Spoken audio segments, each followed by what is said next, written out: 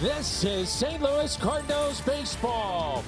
The Cardinals looking for another sweep here this afternoon. We're at Chase Field in Phoenix, Arizona. Game number 3, the St. Louis Cardinals and the Arizona Diamondbacks.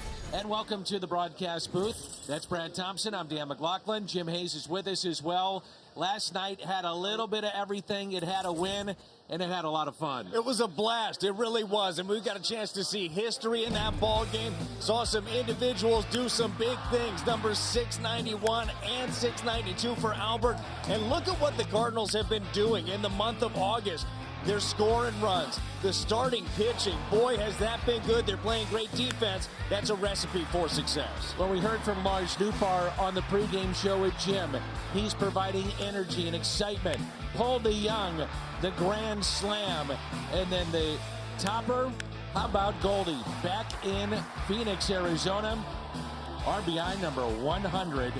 But right now, the front runner for the MVP of the National League. Merrill Kelly is on the mound for the Arizona Diamondbacks. Jose Quintana for St. Louis.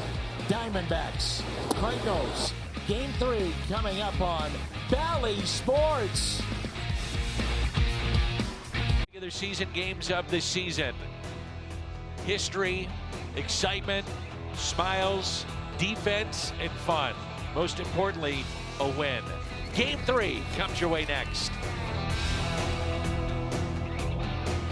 Valley Sports Midwest brought to you by Budweiser. This Bud's for you. And by Chevrolet, the #1 selling brand in the St. Louis area. Find yours at your Mid-America Chevy dealer.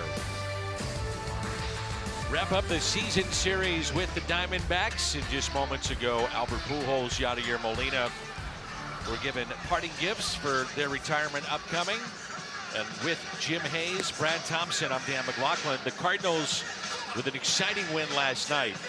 And they continue this 8-game road trip. And with that win, they're now at the start of play 5 in front of the Milwaukee Brewers. So keep an eye on that score. Chicago leading Milwaukee right now in the 6th at Wrigley, 2-0. Really is crazy how quickly things have shifted. The Cardinals playing great baseball in every single facet. Offensive explosion. How about the 8-run 9th inning? Capped off with Goldie's 3-run bomb, 31 for him. He's driven in 100 now with a lot of baseball left to play. I mean, this has been a blast. And you know, being around this club, the energy that they have. There's energy right there, and Lars Nootbaar at the top of the lineup, and then Brendan Donovan, Paul Goldschmidt, Nolan Arenado, Nolan Gorman, Tyler O'Neill, Corey Dickerson, Paul DeYoung, and Andrew Kisner. It was the most runs the Cardinals had scored in the final frame of a game since 9th spot against Pittsburgh at PNC in 2015. It's Merrill Kelly getting the start today, and he's a good one. He is a very good one, making his 25th start. He's been getting deeper and deeper into games. The Hyundai pitch arsenal here for Merrill Kelly. Uses four-seam and his sinker. Changeup, gets a lot of swing and miss with that to both righties and lefties. And he'll throw the curve and try to get ahead with it. So Torey Lovullo and the Diamondbacks playing out the season and trying to play spoiler here today. And the Diamondbacks getting a little bit healthier because their designated hitter, Ketel Marte, is in their lineup this afternoon and has not played all weekend long. Here's Lars Nootbaar. Had a career single game high, 3 runs, 3 hits, 3 RBI, a triple, and 2 walks last night. And the first pitch is taken low, and we're underway in game 3.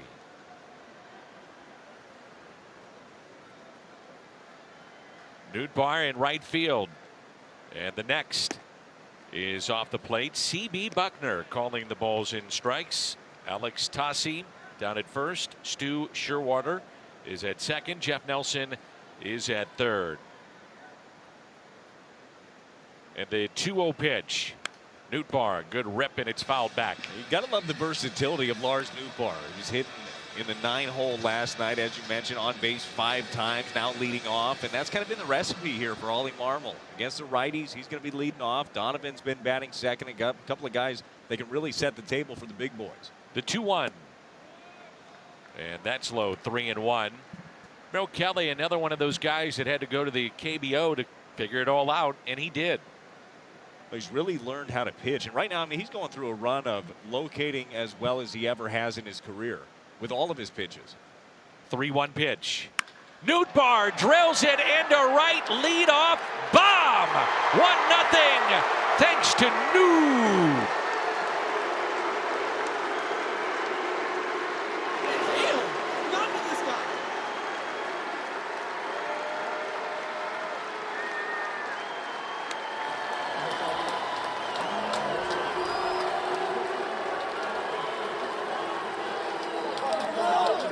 About Lars Nootbaar, not messing around, gets himself a fastball in and turns. And look how quick these hands are from Lars, and a great look at the side swing. He laid off a changeup under the zone the pitch prior, gets that one middle in and hammers it. A strike to Brendan Donovan. Leadoff home run, number 7 this season for Nootbaar. That's a big deal against Merrill Kelly, too, as well as he's been throwing the ball here. Pitcher of the month in July for the National League. His last 9 starts, he's got a 1.64 ERA. So getting to him early, a big key for the Cardinals. And a 0-2 pitch now to Donovan. Off the plate, 1-2. First career leadoff homer for Nootbaar, second for the Cardinals this season. And when Nootbaar is leading off, he's 5 for his last 11. With 7 walks, so not bad. And it's 2-2. Yeah, the eye is impressive. Same thing with Donovan. I mean, you look at him, his ability to fight off pitches, get on base. He's got a .402 on base percentage. That leads all of rookies, Donovan does. It would be 3rd in all of baseball if he were qualified, had enough at-bats. Always seems to take the count deep and puts it in play. Tough play here. Perdomo and safe at first. Infield hit, Brendan Donovan. I love watching him play. I really do. It's fun to watch play. First baseman, number 46. Rivera, Perdomo, Rojas, Walker on the infield, Kelly behind the plate. And Garrett, McCarthy, and Luplow in the outfield. Around the Horn is presented by Dobbs Tire and Auto Centers. Goldie now with 31 home runs, and he's driven in 100. Drove in 4 last night to reach the century mark in RBIs.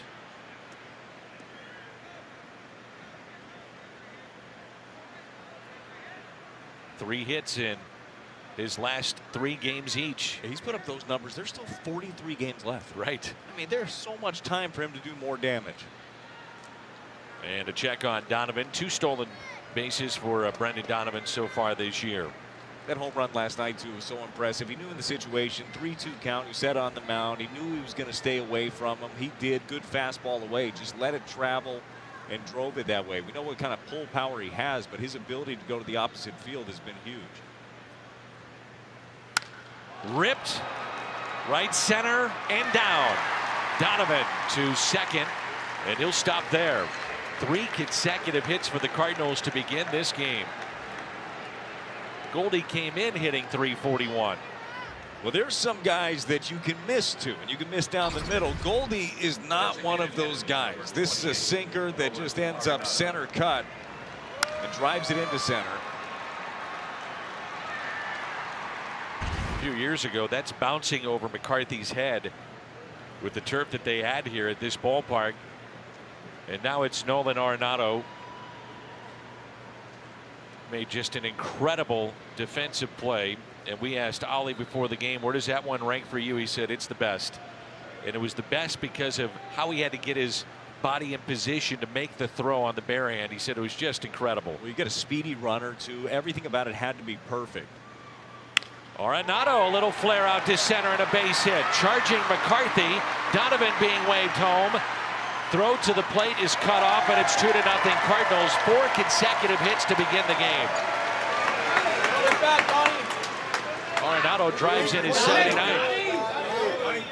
You have the offensive explosion yesterday. Sometimes you think, is there going to be a letdown? No letdown so far. This team is coming out swinging. Sinker does get in on him, but Nolan Arenado strong enough to get it out into center field. Good base running on both fronts. You know Goldie's going first and third. That was the other thing we talked about with the play with Arenado is not to be overlooked. The pick by Goldie, and one of the points of our conversation today in Ollie's office was the base running of Paul Goldschmidt. He's doing everything right, and that's another prime example of it too. And here's the play. If you missed it last night, watch his body get in position, turns, throws. Wow. I don't know how you do that. I really don't. Thomas can run. You mentioned the sprint speed, over 30 feet per second for Thomas. Everything about that play. And you look at that smile. You see Goldie with the wow. Wow. It's a complete baseball play. This is a complete team right now. There's Nolan Gorman, who is booed in his hometown last night because he pinch hit for Albert Pujols. Tough crowd. Very tough. I think his family section might have booed a little bit too. They love him, but maybe so. Albert was having a day. So 4 consecutive hits. And Nolan Gorman wound up getting a base hit and a run batted in. Cardinals will be careful with Albert against the righties. It's just a fact. And the numbers bear that out. When a lefty is on the mound, though, they're going to let him go. Well, it was an impressive day. It was a fun one seeing him do his thing. It was great to see Gorman be able to cash in. Melanson had a cutter in on his hands, but he got it out to right, drove in a run. And the 1-1. Gorman hits it sharply to first. And Arenado winds up starting towards second. Run scores, then going back to the bag at first. And Walker may have had a play at the plate. Doesn't throw there. And with that, another run scores to make it 3-0. Center fielder, number 27, Tyler O'Neill. A good changeup got him out in front right there. Maybe that was a little part of the diversion. Nolan's over there saying, look at me. Don't worry about that guy over at third. I think if he goes home, he would have gotten Goldie. Oh, absolutely would have gotten him. And Goldie was off with contact. And here's Tyler O'Neill playing center field today. So it's a 3-0 St. Louis lead.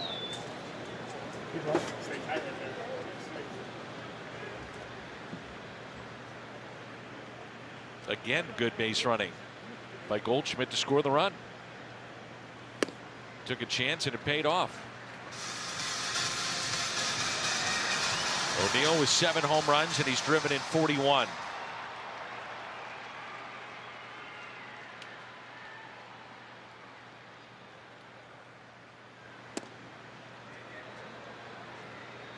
Merrill Kelly said he learned so much going to the KBO. He said what he learned is I had to get myself out of jams because the language barrier was such that it was tough, and you have to basically rely on yourself to look at the video. Okay, what am I doing? Understand what I am as a pitcher and improve upon the things that need to be better at. And he said that was beneficial. One of the things that stood out for him. Well, it's huge. A lot of times you always have a path in mind. You think you're going to go get drafted, make it right to the big leagues quickly. Sometimes you need to make a detour, and it makes you better at what you do. You learn about yourself. You learn how to better use your arsenal or better pitches that maybe fit the way that you throw the ball. And a rough start here for Kelly, but as we mentioned, I mean, this guy's coming off of a very good year so far, a hot month of July. He's a good one. This pitching staff overall for Arizona has been very good under Brent Strom. And it's 2-2. Brent Strom was the second man that ever had Tommy John surgery. We might be calling it Brent Strom surgery if not for Tommy John. Came back and was able to pitch somewhat effectively after that. And a swing and a miss and a strikeout of Tyler O'Neill. First of the afternoon for Kelly, but the Cardinals get 4 hits and 3 runs, and Quintana on the mound for St. Louis when we come back. The Cardinals have jumped out to a 3-0 lead on 4 hits in the top of the first. And it's Jose Quintana, who's allowed only 5 runs in his last 29 2/3. It's a 1.53 ERA. awfully good so far with the Cardinals. Yeah, last time out, it was no hit through 5, then surrendered 4 hits in that 5th inning before leaving the ball game. The Hyundai pitch arsenal here for Quintana. Used that four seam up in the zone really well.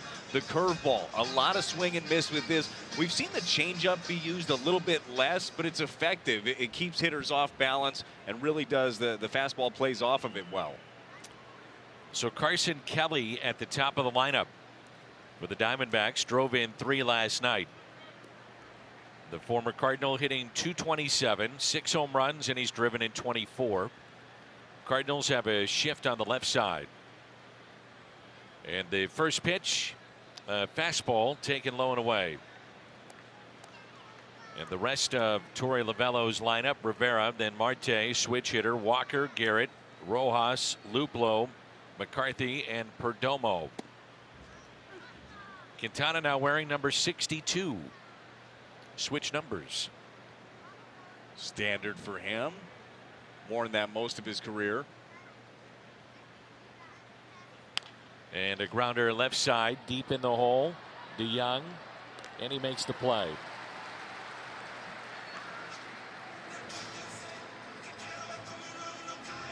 Corey Dickerson getting a start in left. Tyler O'Neill at center. Newbar in right.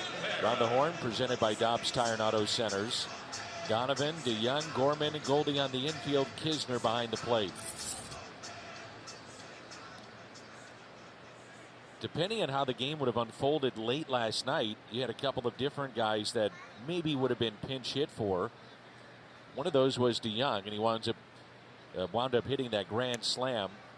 And Ali says one of the things that you learn in managing, but it's in like the George Kissel handbook, but you have a lead.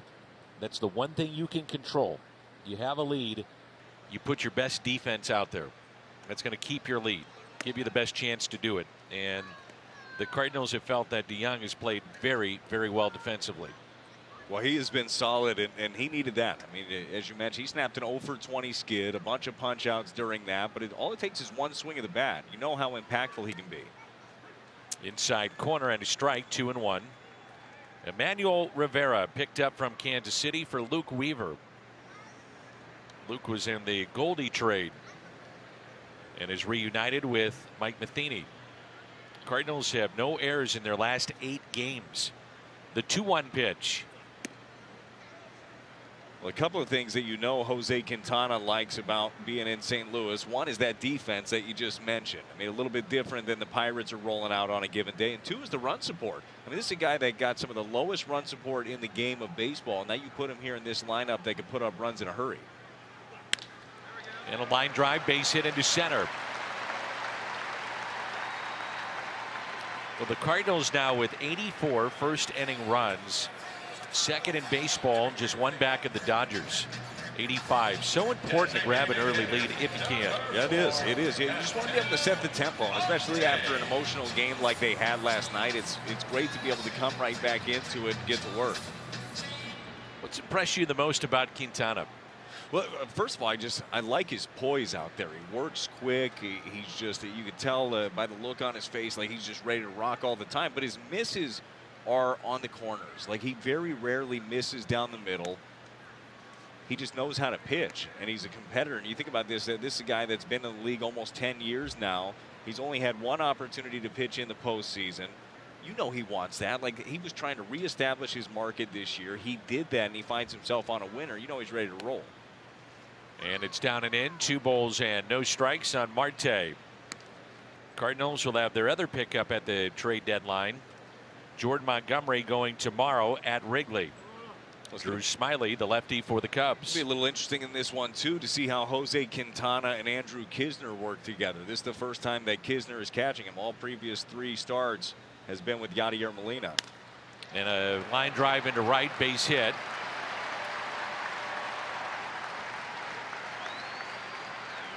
So Marte back in their lineup and singles to right. Brings in Walker. Brad Thompson's Toyota key to the game. Well, for Jose Quintana, get deep. I mean, this is a guy that you know he throws a lot of strikes, has that great defense behind him. Hudson only lasted 4 1/3. You've got 5 games in 4 days in Chicago. You'd love the ability for Jose Quintana to get you deeper into this ball game. You had to use a lot of the bullpen yesterday. As you mentioned, you're without Ryan Helsley this weekend as well. So get deep into this game. You know he can do it after back-to-back hits. This is a guy that gets a lot of ground balls also. Walker is grounded into 10 double plays. Big power at the plate too. And that pitch is strike. Cardinals 14-3 here in the month of August. Second best in Major League Baseball behind the Dodgers. They're 15-3. And the .824 winning percentage this month is the franchise's second best month of August since the 1944 Cardinals. Jeez.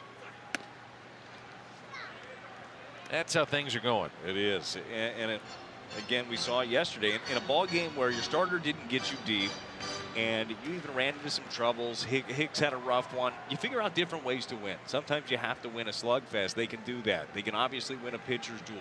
They can lean on their bullpen. There's a lot of different ways this team can beat you right now. And the 1-1 missed in. 2 balls and a strike. We understand that Yadier Molina will be back with St. Louis tomorrow night at Wrigley. Cardinals, the 5-game lead over the Brewers. First time they've had a lead of 5 or more in the Central Division since 2015, late September of that season. The 2-1. Good pitch. 2-2. That pitch there is really been good. It is good, and the way that he spins it, it looks like the fastball. He locates it down and away. We were showing you the graphic a little bit ago. 34% whiff rate on that pitch. Swing and miss is something that this rotation did not have a ton of. Quintana's got a bunch of it. So does Jordan Montgomery, a much needed element they brought in. The 2-2. Good pitch in on his hands. Fought it off and almost hit the cotton candy vendor. But everybody's all right. That's a pitch right there, too, that was more middle than it was in. But with that breaking ball that he showed you 2 pitches ago, Walker has to be really thinking about a way. And if it hits that guy, he's going to be just fine. You want to talk about padding. You're covered. You got to hit high, though. You can't hit low. He's not protected there from about maybe the belly button area. Yeah, but as long as the face is protected, he should be all right. Agreed. Just be a bruise. Yeah, tough guy. The 2-2. Lined. Right field. Foul.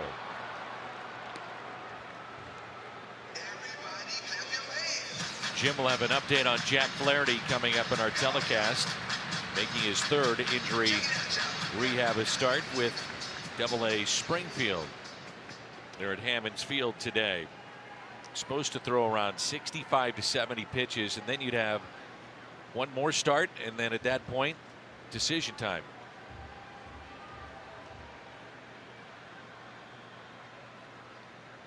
And the 2-2 pitch to Walker. Full count.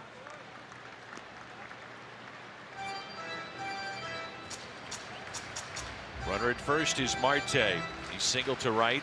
Rivera at second base, single to center.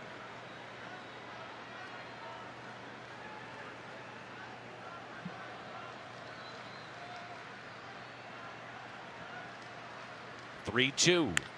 Pulled foul.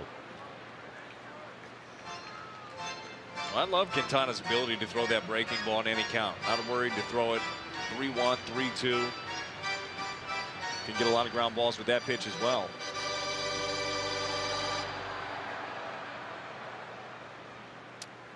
Milwaukee has tied it up with the Cubs. It's a 2-2 game in the 7th inning.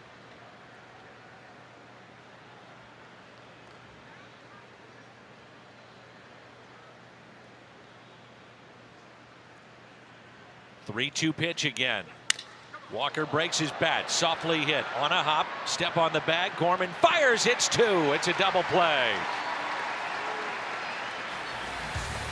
It's a third baseman's arm coming into play there. A bullet over to Goldie and a double play.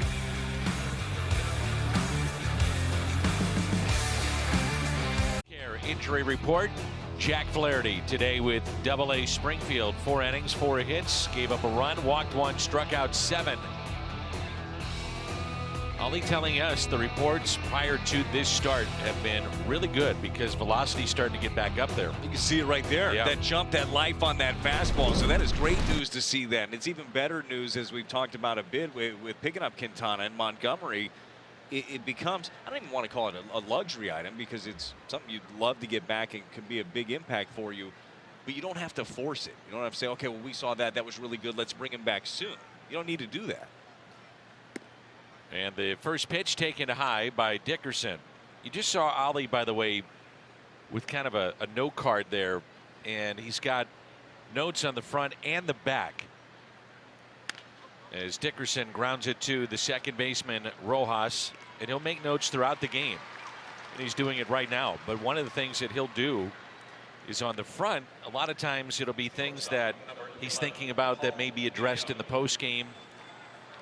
Things that he'd like to address in the postgame too. A lot of time he's going to control what he wants to say about things and wants to get out there about his team. And then on the other side, he'll flip it over and it's okay. I need to meet with Corey Dickerson about this tomorrow. I've got a meeting with Paul DeYoung about a play in the 5th inning. I want to talk to him about that. So he's always constantly keeping notes and to make sure he doesn't forget anything as he goes along in the games. It's important, right? You have your staff that you lean on, and certainly, I mean, Skip Schumacher right there, the right-hand man, who he leans on for a lot of things, and they exchange ideas, but smart. And a base hit into right for Paul DeYoung.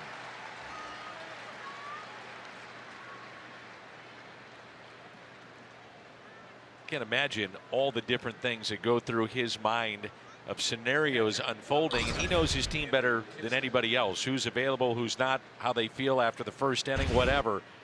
But there's always a scenario that can unfold with every single pitch in the game. Yeah, that's why you got to pay attention. You got to be on top of things and forward thinking. If you're reactionary in that position, it doesn't work. You're always a few steps behind. Andrew Kisner, his second consecutive start. And he hits it out of play.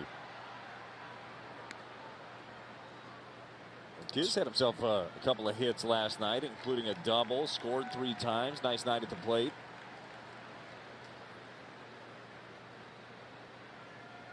And got out of a jam late.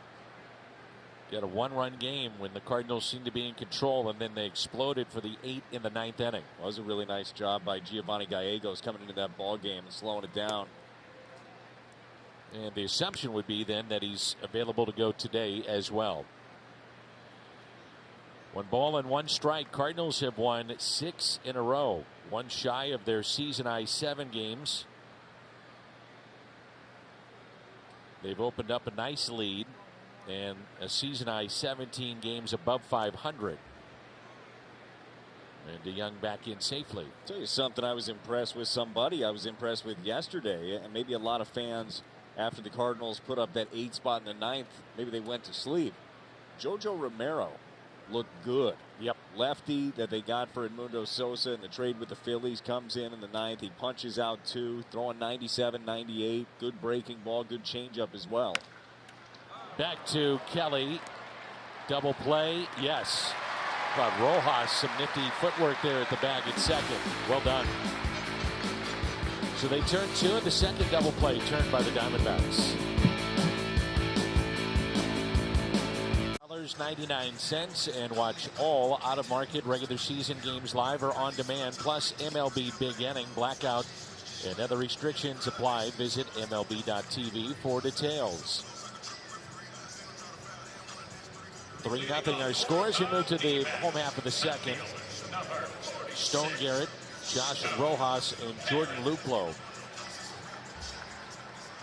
It wasn't an easy double play turned by the Diamondbacks, and it probably should have been much easier. Yeah, I think it was a miscommunication really up the middle. I don't believe that Rojas Perdomo knew who was covering the bag, and Merrill Kelly did exactly what he was supposed to do. He got it, set his feet, and threw to the bag. Rojas ultimately got there. Garrett 4 for 12 this season. Chokes up on the bat. Rarely see that ever. And a base hit into center. third hit for the Diamondbacks today. And we check in with Jim Hayes. Danny, a ton of great moments last night, including Nolan Gorman getting a base hit in his first at-bat in his hometown. He pinch hit for Albert Pujols in the ninth, dropped in an RBI single. Pujols had been 4 for 4 with 2 homers, but Gorman told me Albert was the one who told me I was pinch hitting for him. He said, go get ready, let's go, you have a job to do. I didn't want to let him down. Gorman said it was a really cool experience for him and his family. He said it's one of those moments you never forget. And Danny, it was also cool to see Albert on his feet cheering for the rookie who just pinch hit for him. Ali mentioned as Rojas digs in, he could definitely feel the boos. Not just hear him, he said, I could feel him everywhere. Back home in St. Louis, here at the ballpark, as Kisner calls time. And I asked him, I said, was that one of the more tougher ones that you've had with Albert this year? And he said, 100%. You know, he's 4 for 4. He's got a couple of bombs, and I'm taking him out of the game. But we know what the numbers are against right-handed pitching, and so they're going to be careful with that. Well, I think that there are going to be a lot of opportunities down the stretch potentially for Albert, certainly against the lefties, right? But there's going to be right-handers there too, and there's going to be chances where the numbers do line up. We saw that the other night. Ollie left him in against a few right-handers because he liked the numbers there better than some of his left-handed options. There'll be plenty of at-bats and impactful ones for Albert. Rojas has had a good series, 4 for 8, couple of walks. Now the question is, and it's legitimate, can he get to 700? He's at 692. The way that he's swinging it right now, why not? Yeah. Why not? I'm with you. Feels like every single time you give him an opportunity to go do something, he does something. And it's 3-1. We had a nice chat with former Cards GM Walt Jocketty, and I asked him about, hey, did you think that Albert be doing this? And he reiterated a point that I felt from day one. He said, I knew he'd be energized. Yeah. And there'd be motivation to be back in St. Louis. But to say he'd be this good, I'm not so sure. Yeah, I don't think that anybody is dumb enough after the career that he's had to bet against Albert for anything ever. But it still is, it's incredibly impressive. And the excitement, the attitude, the work ethic, everything that he's brought to this team this year, it's been much needed. It's not just his play on the field. His presence has been needed this year. And the Diamondbacks, in a very classy gesture, had a big number 4 and 5 in some of their moments in Arizona. Pictures and also donations to the respective charities of both Albert and Yachty, $10,000 apiece. And also a chance to stay at a 5-star hotel here for a little vacation when things calm down and the baseball season is over. See if we can take that off Albert's hands. See if he really, needs that. Could be good for us, you know, hang out. All inclusive. I think we need to talk to him. We'll see. And time called by Kisner, working with PitchCom.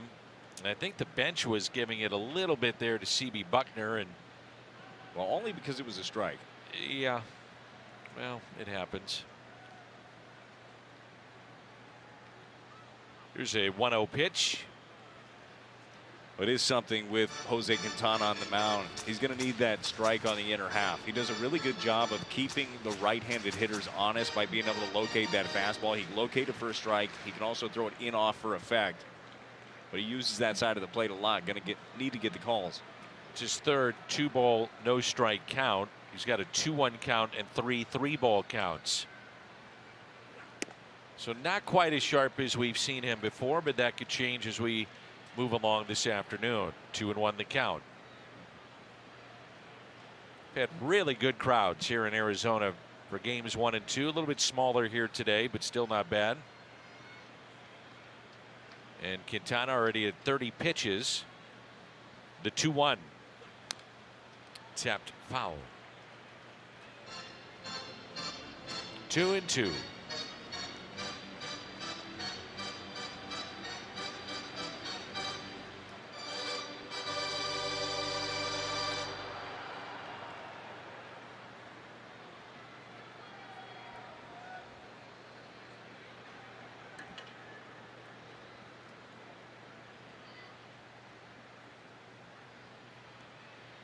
And the next to Luplow. Pulled foul again.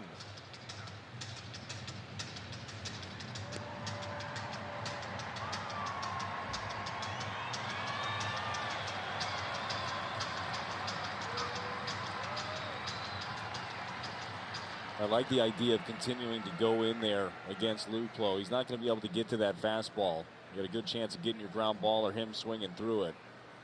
Average is down. He can cover the breaking ball down and away, though. He'd rather that. The 2-2.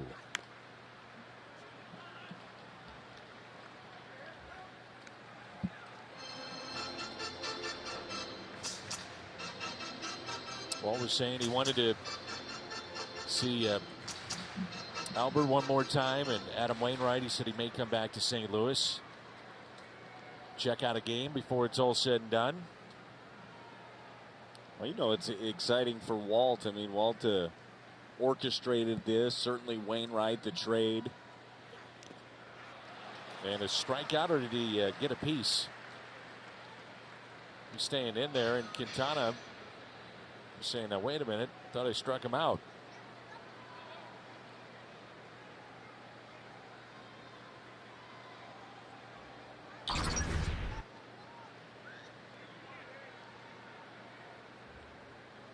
So if he got a piece, he barely did. Usually you can hear it. Yeah. And the 2-2 pitch again. High fly ball into left center. Dickerson over, makes the catch, and the runners stay put. Really found it interesting. Walt offered this to us, and it's what I've always believed. But he said, you know, when I think back to my best trades, and he had a bunch of good ones. I mean, some really good ones. He said the Wainwright trade is going to be my best. And I said, you're right, but the McGuire trade changed the franchise. It's true. 100%. He agreed. Well, brought excitement back to the ballpark. People showing up to see that guy, and then this run of winning has taken off after that. And Adam Wainwright, an enormous part of that. To ownership's credit, they spent the money with people coming to the ballpark and put a very good product out on the field. Off the plate, Jake McCarthy. You see anything different with Kisner behind the plate in calling this with Quintana? Well, I think that he's still getting used to some of the cadences that that Quintana likes to use. You've seen him set up kind of early on stuff. Quintana will take his time with runners in scoring position, but there is going to be that learning process. Just over Nolan Gorman and into right field. Newpar, his throw will go to third, and the run will score. And the Diamondbacks get on the board. It's now 3-1. Jake McCarthy drives in his 22nd.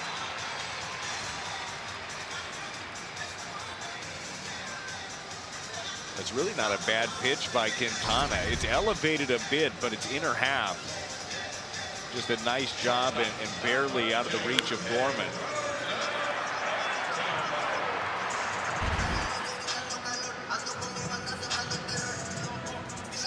Two hits in the inning and a walk. And here's Perdomo with runners at first and second.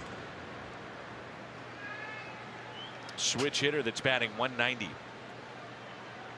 They really have missed the presence of Nick Ahmed at short and in their lineup.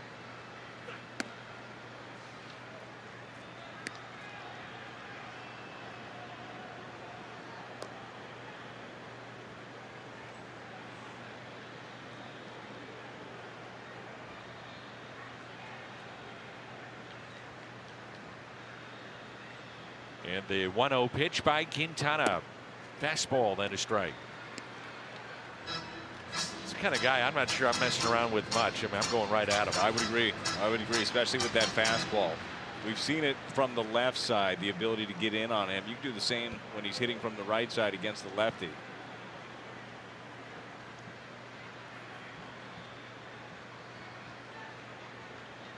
The 1-1.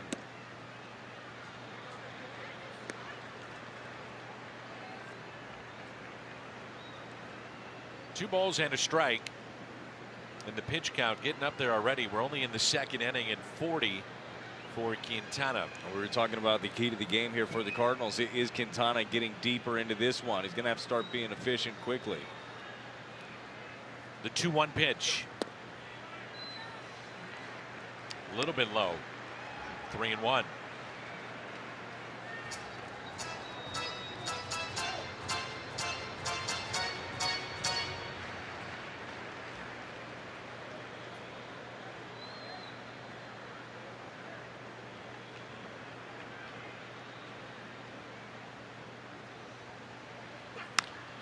And a grounder softly hit to Donovan. Across the diamond for the out. Runners at second and third and 2 away. Top of the lineup and Carson Kelly. To your point, Jose Quintana just went after him. Fastball, sinker, middle. Then go ahead and hit it. That's what you get. Kelly is 2 for 7 in the series, and he's driven in 3 all last night. 0 for 1 in this ball game with a ground out to short.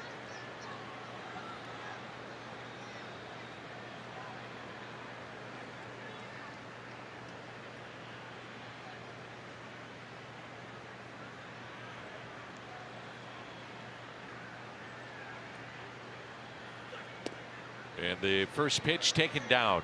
He is not getting that low call at all. Well, yeah, he's fallen behind, and that one's certainly well under the zone, but there have been a few that have been close. And that breaking ball, he works with it down in the zone. Kisner's really going to have to work on getting under that pitch and making it look like a strike instead of dragging it down out of the zone.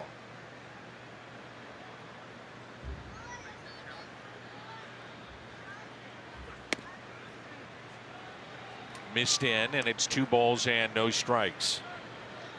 Well, this is not what we've seen out of Quintana, falling behind like this. First pitch strike hasn't been there. It really hasn't been getting back into the counts, but so far has not been much damage. You got to make sure you keep it that way. With 2 outs and runners in scoring position, Kelly hitting .219. And the 2-0 pitch by Quintana. Pulled and foul. Ooh. Ooh, that was close.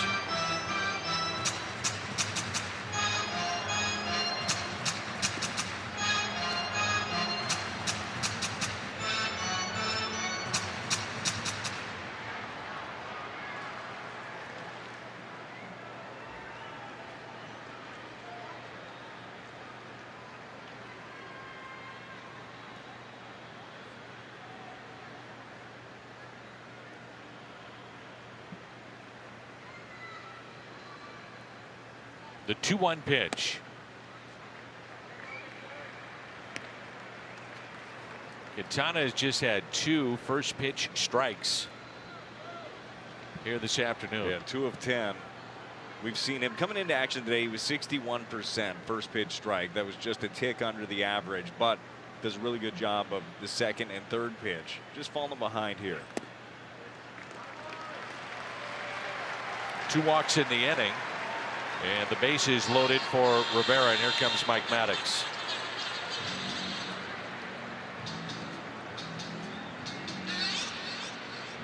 What are you seeing with Quintana right now? Look, I see a guy that hasn't got some of the calls on the corner, but he's just missing. He's just missing off. I think that he's got the stuff and he's got the defense behind him where he can be more aggressive in the strike zone. I know it's a big spot right here. You got the bases loaded. I still think his good sinker down plays against Rivera. Still think he needs to be in attack mode. That should be the thought. While we have a moment, quick words from Jack in the Box. Mix good sauce with my new spicy good sauce for spicy good sauce. Emmanuel Rivera, base hit to center, first time up. Diamondbacks with 4 hits, a couple of walks here in the first 2 innings. Rojas, McCarthy, and Kelly all aboard for Arizona.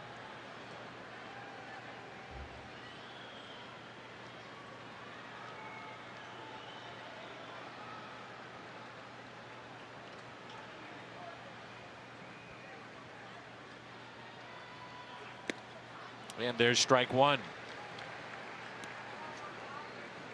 Well, pulled the string right there. Yep. Change up.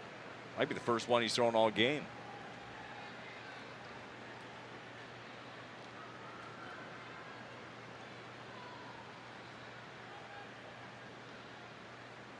And the 0-1 pitch.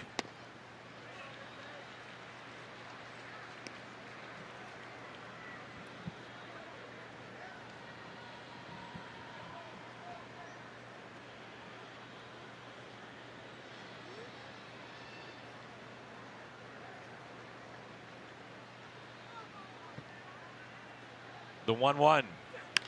Ground ball. Diving stop, Donovan.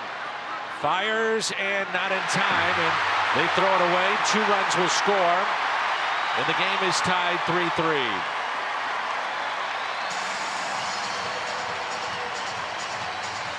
Donovan had trouble getting it out of the glove and probably needed to put it in his back pocket. So 1 run scores on the RBI, another on the air. Well, it looked like you were going to have another highlight reel play right here by Donovan. Ranges down the line, gets it, but to your point, you got a decision to make right there. Either the throw's got to be great or you got to hang on to it.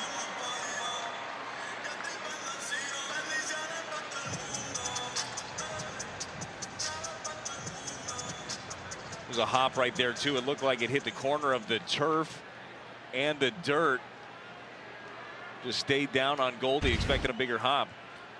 And runners at second and third. The first pitch is hit out of play by Ketel Marte. So a tie ball game. Marte single to right his first time up. Well, we're talking about being aggressive, but you got to watch out with Ketel Marte. You know he's got the ability, and you can see it in the swing right there. I mean, he's trying to double the score with 1 swing of the bat.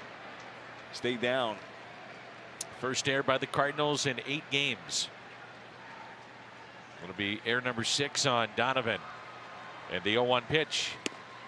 A strike, 0-2.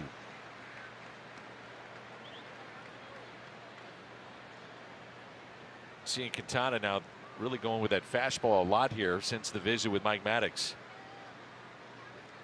Being a little more aggressive with it. And the 0-2. Another one that's up and in. Well, I like that spot right there. It gives you the ability to do a couple of things here. You can go back to the breaking ball if you get a feel for that under the zone, or the changeup. He's thrown a few of them that have looked good.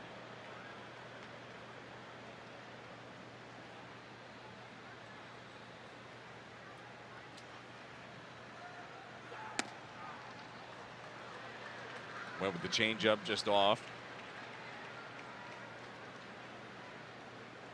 Marte had been out of the lineup the first couple of games of the series. Been nursing a sore leg. So the designated hitter today. Good player, Wainwright. Yeah, well, this is one of the players that they're banking on as part of their future. Just signed a 5-year deal.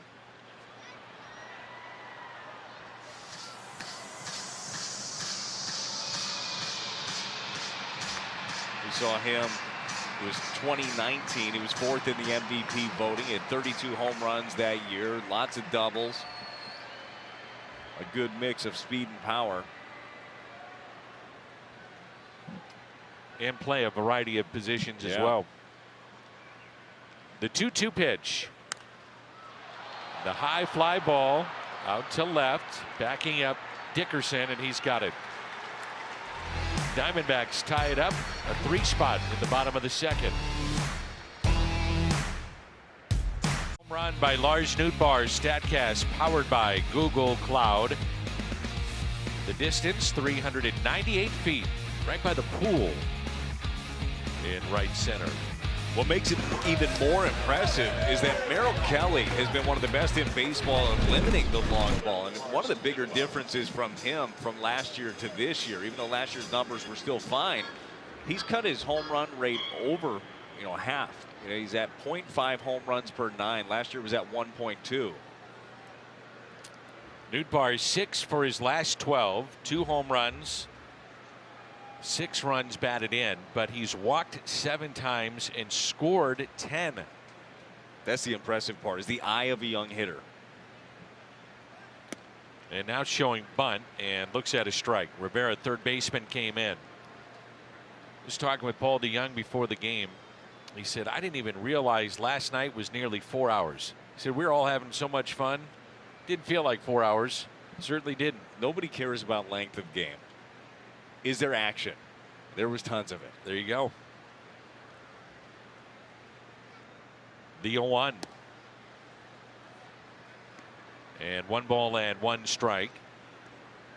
Merrill Kelly grew up in Scottsdale, Arizona. Attended Desert Mountain High School. And then Arizona State. The 1-1. Now pitching for the Diamondbacks. He was voted their MVP last year among the pitching staff, despite the fact that he was 7-11, ERA of 4.5.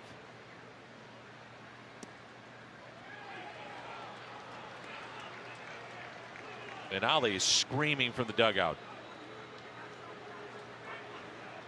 CB's pointing back and yelling, giving him a warning. I mean, that is a strike. Quintana's throwing some down there, too, that hasn't got the call. And the 2-2. All right. Okay. Even Merrill Kelly laughing, and he has to step away because that was strike 3. I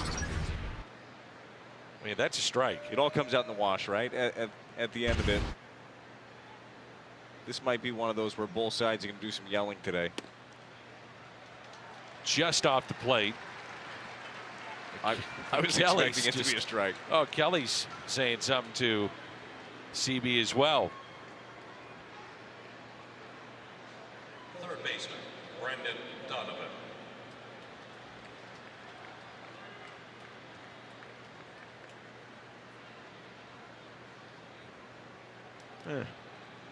Going to be one of those. Yep. That's all right.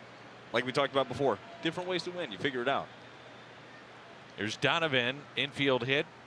Run scored back in the first, and off the plate for a ball. Nootbaar 3 stolen bases this far here in 2022. That's his 6th walk in the last 6 games. And the 1-0 pitch to Donovan. Off the plate. Well, it really has been important with Newt, because you think about this with a right-hander on the mound. That was one of the biggest questions to this team. Who can lead off? Like, who's going to set the table here for Goldie and for Arenado?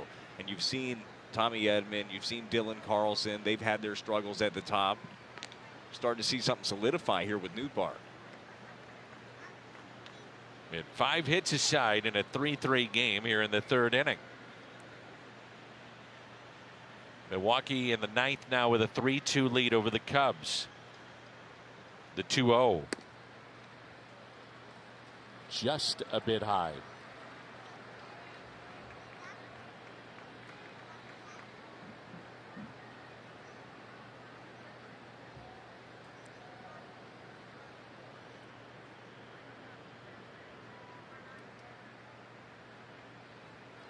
Nootbaar, the runner at first. The 3-0 is a strike, 3-1.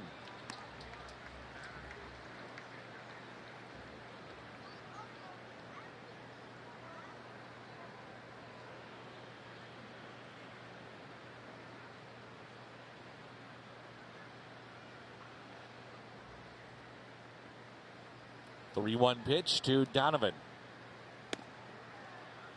Off the plate, and he walked him. Back-to-back walks. We're starting to see a little frustration set in for Merrill Kelly, and it appeared to be off the plate away. But the problem, again, is consistency. If it gets called once, you'd like to be called throughout the ball game. Torey Lovullo not happy with the strike zone. Make it pay. Make him pay for it. The free passes, that was something that popped up in the game yesterday. You're going to let somebody get on base, chances are they're going to come around. Who gets ejected first? Ollie. Yeah, I'm kind of with you on that one. Let's see what happens, though, in this at bat. So a couple of walks in front of Goldie, and he is 7 for 12 in the series, and now time is called.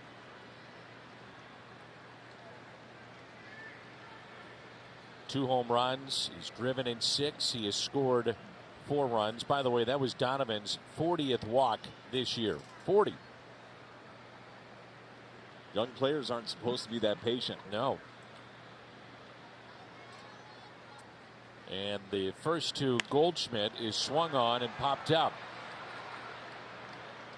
Infield fly, and the catch made by Perdomo.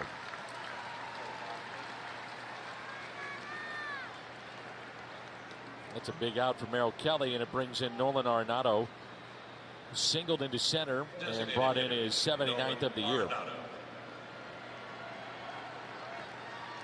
He's got 5 doubles in his last 4 games.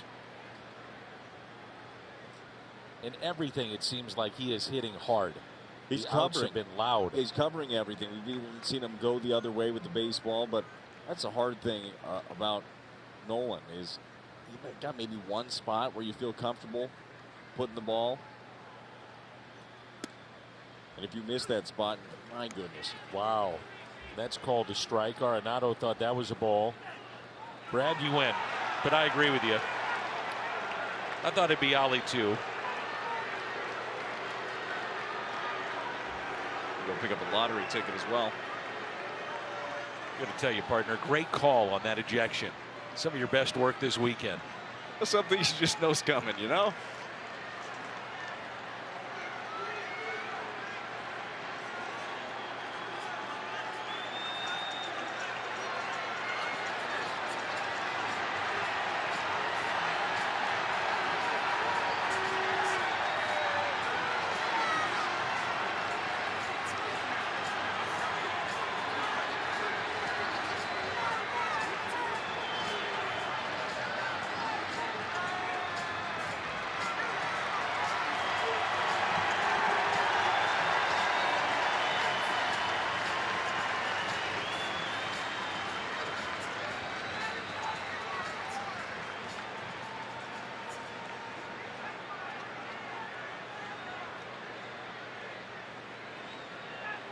I'll say this, when Ollie gets ejected, he truly gets his money's worth. Oh, he's not just going to walk back in and say, yes, sir, no, you were right. No, that's a good Absolutely. one. I'm going to go sit back there. He's got 3 of them. That might be number 1. Yeah, he got some right there. Yeah. He got some. And I got a feeling that during this ball game, just watching C.B. Buckner so far, Torrey's going to go too. Like everybody's Are you making another prediction? Well, not yet. But I mean, at some point, I mean, this pitch, and you don't see this response from Nolan. I mean, that is shock right there from Nolan Arenado as that pitch came in across the batter's box. Arenado launches one into deep left center, backing up McCarthy, and he's got it on the edge of the track. Tagging up Newbar from second to third. So runners at the corners, and now Nolan Gorman.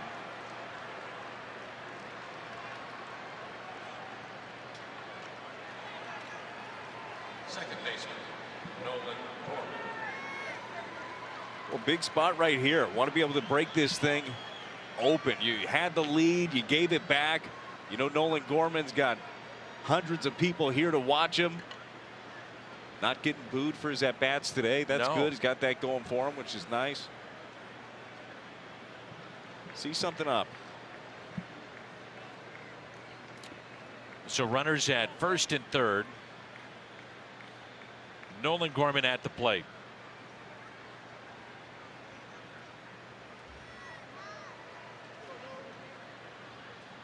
Get into a double play his first time up. Kelly a long look. The pitch. And Gorman hits it off the end of the bat. That'll carry out to McCarthy, and he'll make the catch. Cardinals strand a pair. Ollie gets ejected, and we're tied at 3.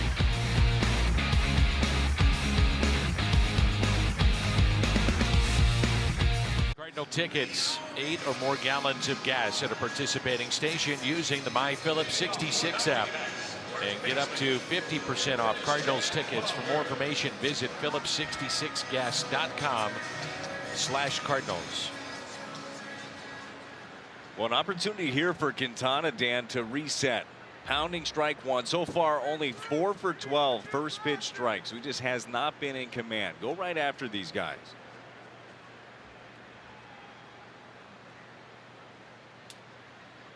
Christian Walker grounded into a double play first time up.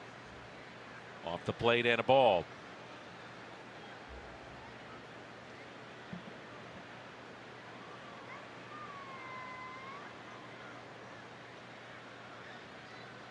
The shift on the left side of the infield, the 1-0. Line drive into left and the base hit.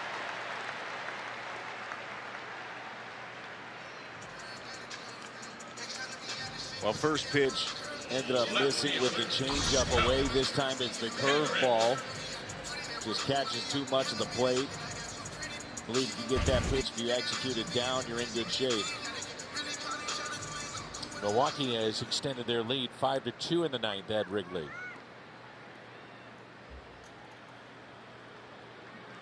Stone Garrett. A base hit to center and a run scored. And that gets Kisner. And he is down. That looked painful. I don't know if it caught him right off the hand. You just hope he's all right.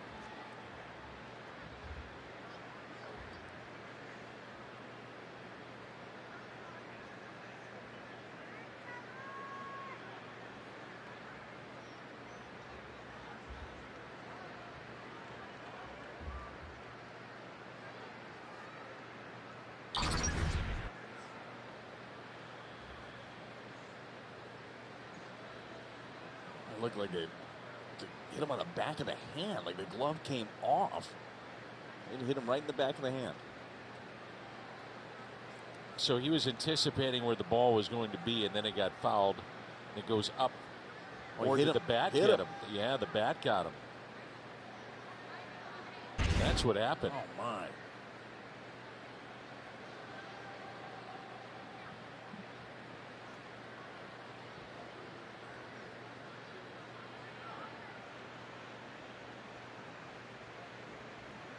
Big catcher's interference. E2 on the play. They tend to the catching hand of Andrew Kisner. That's Adam Olson working with Andrew. And Ivan Herrera getting ready.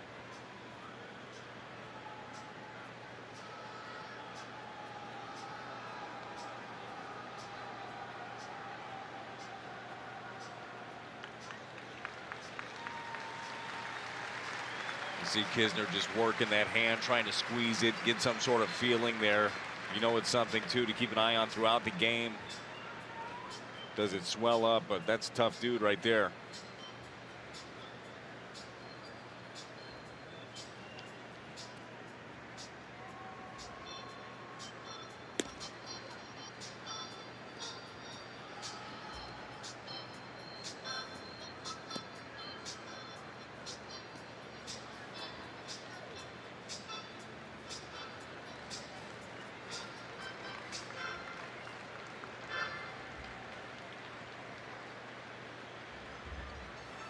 Now that's second baseman, Chops Rojas.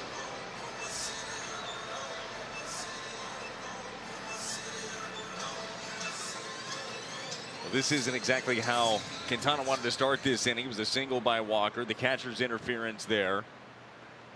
Rojas walked last time up.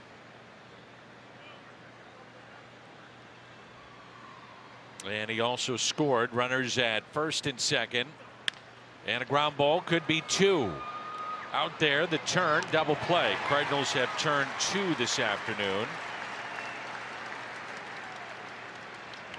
Quintana certainly needed that. Yes, he did. And the big difference here on this breaking ball from Quintana was just down. He located it down and away, got the ground ball that he was looking for. So after neither side turned a double play in this series in games 1 and 2, we've seen 4 turned here this afternoon, 2 apiece. Well, after yesterday's game where you saw a little bit of everything, you can imagine this one might be a wild one too. But right now it's 11 hits, 6 runs, 3-3 our score.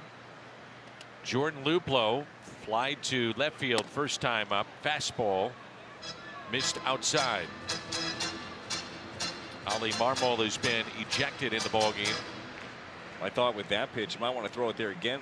Could get a different result.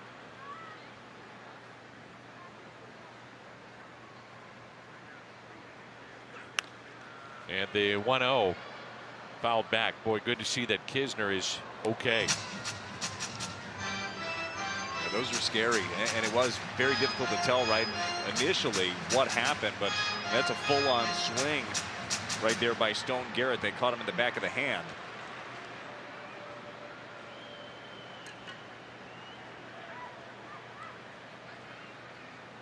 Runner at third, and the 1-1 pitch. Fastball high. Saw on that one from Quintana, the arm just drops a little bit. Got to stay on top of that thing, drive that in. Luplow does not like the ball in.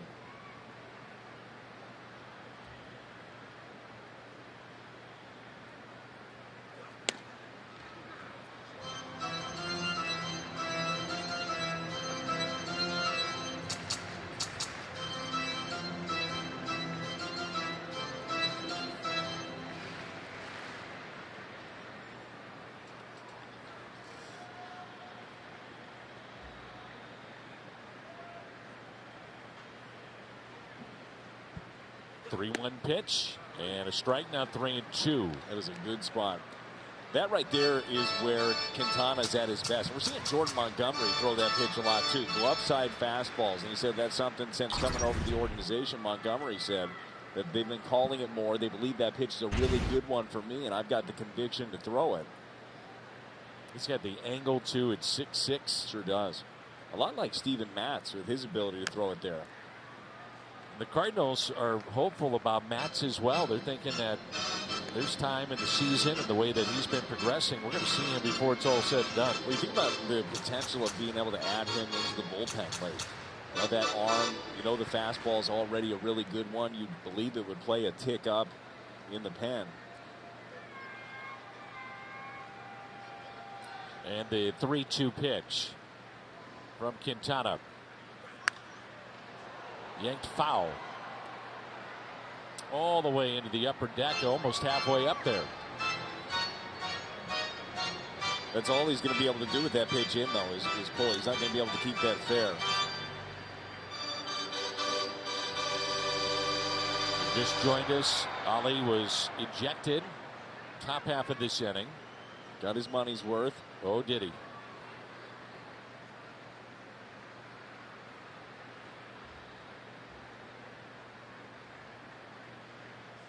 And the 3-2 hit down the left field line and fair. The Diamondbacks have their first lead. Luplow, wide turnaround first. He'll stop there. Yeah, so much for him not being able to keep that one fair. Yeah, good call on that. He got the Ali ejection right. I'll remember that one. I think Ali said something like, "You need to join Yachty and Albert in retirement." Something along those lines with CB. I'm sure he had a couple of good ones for him and maybe a few adjectives. This is a good fastball in, and a really good job to be able to get the hands in by Luplow and keep it fair. Didn't think he could do that. He hasn't shown it most of the year.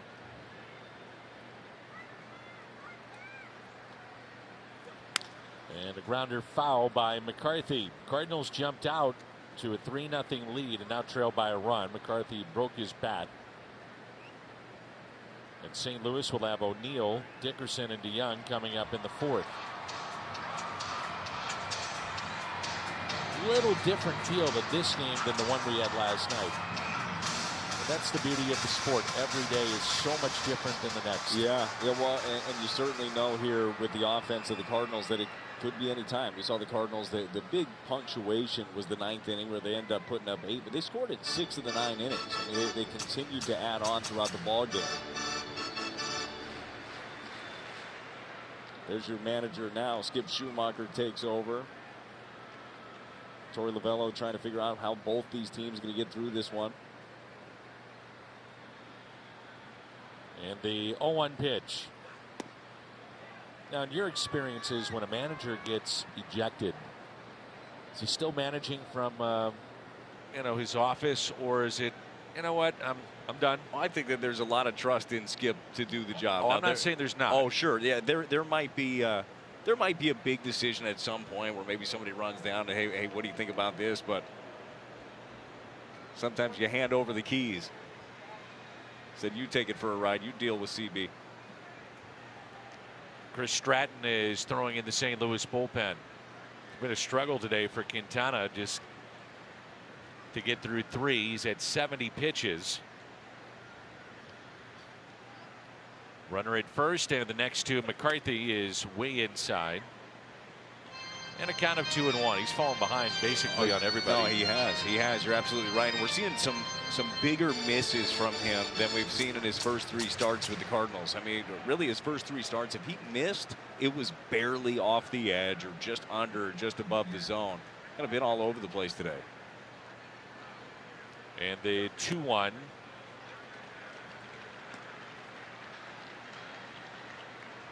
Well, it's a situation, too, where if you're a manager or a coach, you're also trying to keep players in games. Because guys are going to get pretty upset with the strike zone, too. Yes. You take on that frustration yourself. Because, I mean, Nolan Arenado was the guy at the plate when he got thrown out. You don't need him saying a few words to get kicked out of there. Not that I think he would. But maybe you get another call like that, he might. Quintana may have one more batter. Yes. Yep. This game, you're only down by 1 right now. You don't want to get yourself in a hole. You believe in the ability of this offense to get you back into it. That's his 3rd walk.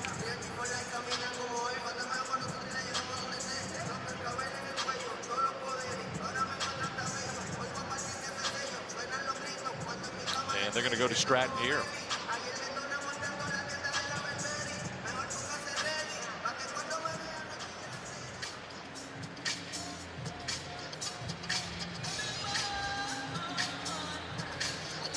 Special theme ticket. Fans take home an exclusive Cardinals cap designed by St. Louis artists and native Brock Seals. Come early for a pregame heritage celebration at the Budweiser Terrace. Cardinals.com/theme.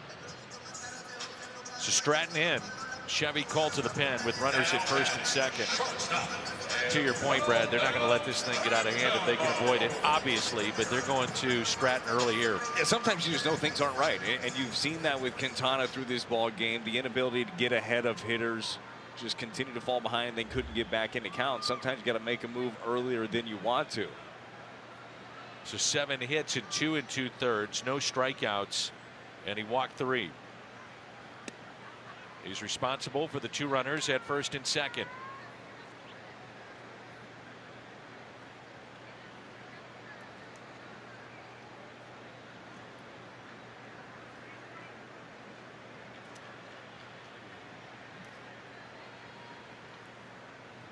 And the 1-0 pitch, ground ball, and it's fair over the bag, and Goldie steps on the first base bag, and Perdomo the final out here in the 3rd. Stratton gets the final out, and it's 4-3. 691 and 692 last night, both in just about the same spot. Teammates loving it, and he's moving up the all-time ranks in so many different categories. And last night he passed Stan the Man in total bases. He is 2nd all-time now in total bases. Also passed Willie Mays for multi-home run games. Incredible. He almost got a curtain call on the road. I wanted to see it. I thought he was going to do it. It was getting loud. Yep. Even Tommy Edman stepped out to let it happen potentially.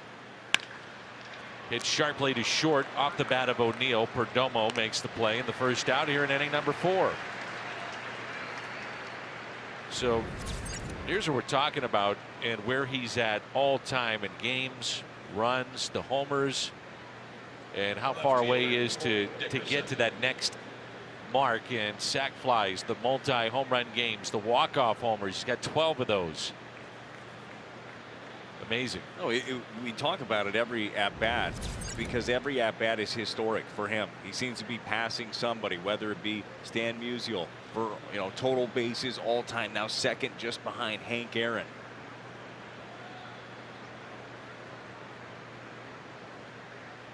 Dickerson 4 for his last 10, grounded out his first time up, and a ball low and outside.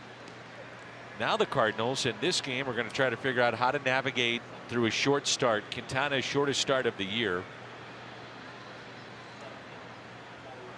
And you also are looking at a doubleheader on Tuesday. Keep that in mind. You're going to Wrigley for 5. It's always crazy. So not ideal right now for the Cardinals. No, it certainly could alter some of your plans. I mean, if the thought was Jake Woodford's going to get one of these doubleheader games, he might have to eat up some innings in this one. It could change some things for you.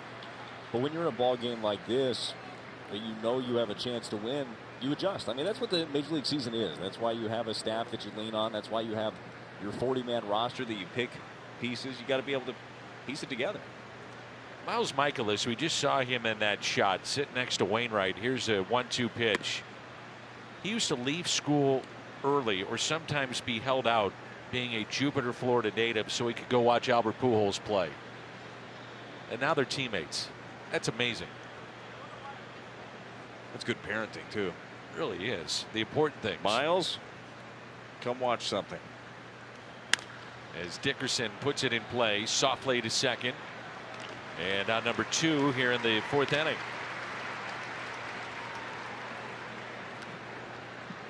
Shortstop, Paul DeYoung. Brings in DeYoung, the grand slam last night, and a base hit first time up today to right field. Jordan Walker, by the way, down in the minor leagues with another home run last night and an absolute rocket from the outfield. I was showing you the video from right center to get a runner at second base. Yeah, he looks good. He's got a big arm.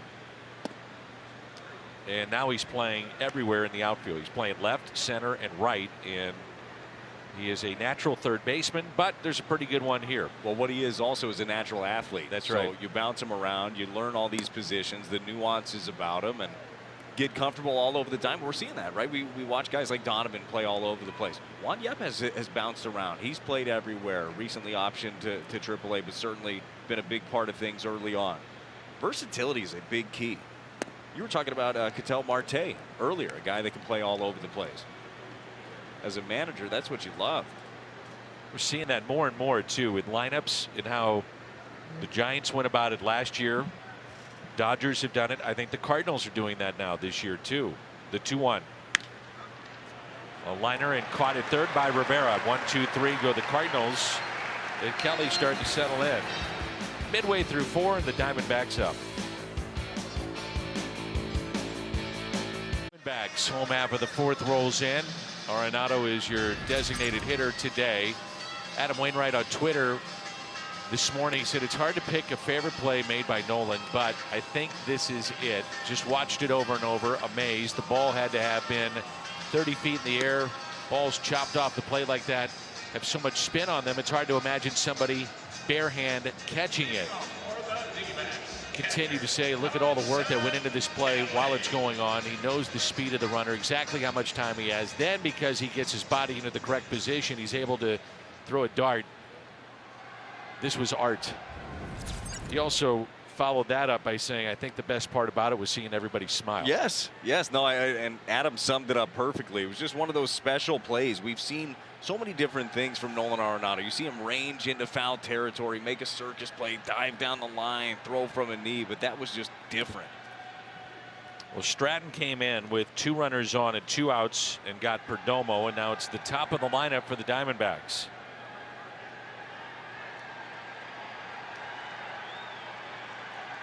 Had 7 hits against Quintana, the starter. How much of a factor do you think maybe the strike zone was today for, you know, Quintana? I mean, he wasn't sharp, but no. Does that play into it at all? I'm sure it didn't help on some of the pitches where he could have been ahead and didn't get the call. I also wonder how much different it was for Quintana working with Kisner as opposed to Molina for the first time. Yep. But he was just off. I mean, there's no way around it. They're trying to get the wave going here in Arizona, and that's Jim leading the charge with it. Once again, that's lined foul and out of play. Nice work, Cat. He doesn't take a day off, does he, when it comes to this? No, I mean, you got Goldie, you got Arenado, you got Albert, and you got the Cat. Yeah. And there they go. They got it going. Nice work, Jimmy. If you see Jim, just make sure you tell him how much you appreciate the fact that he puts in the work to start that. You know, he loves that. Here's the 0-2 pitch to Carson Kelly. Missed in. Well, 0-2, that's a perfect spot for that fastball. Go in off the plate. The idea, I would think, is go right back to that breaking ball down and away. That's one of the things that the Cardinals really liked about Stratton. They were digging into some of the numbers, the spin rates. They like his breaking ball, both of them, slider and the curveball.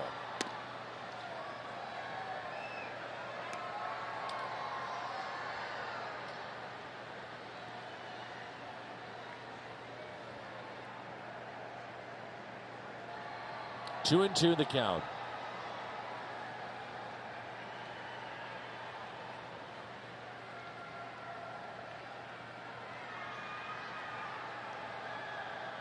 Time called as they're trying to hook up here with PitchCom.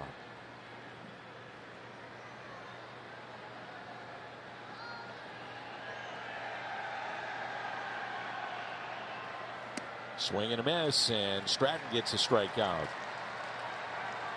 It's the first Diamondback strikeout today. So he showed a couple of good breaking balls down and away. This time elevates with the four seam. It's a good spot. Manuel Rivera single to center, and also the diving stop by Donovan down at third, and then the throwing error, so 2 for 2.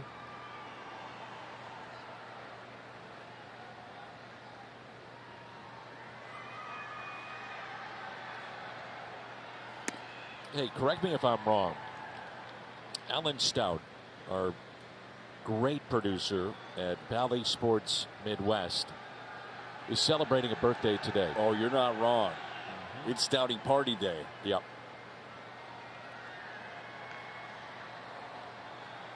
So Stouty, if you're watching, and I know you are because you never miss a game, happy birthday. Have a great one. Enjoy. Yep. Hope he's celebrating all kinds of friends and family. Been feeling a little bit under the weather, we know, but we love you, buddy, and keep going. Keep doing your thing. Wish he was out on the road with us.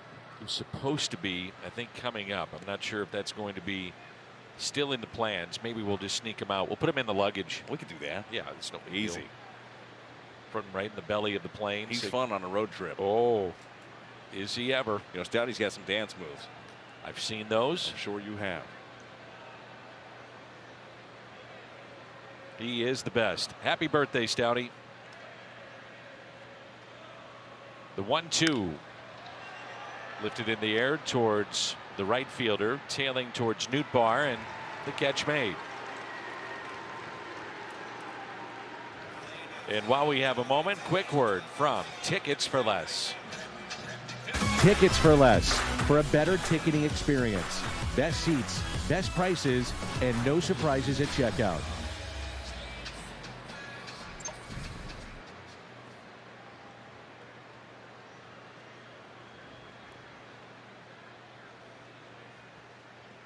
Switch hitting, Ketel Marte. 1 for 2 with a single to right and also flied out to left. Cardinals shift on the right side. And it's lined to the left fielder Dickerson. He'll make the catch. Stratton, nice work. 4 up and 4 down. We move to the 5th.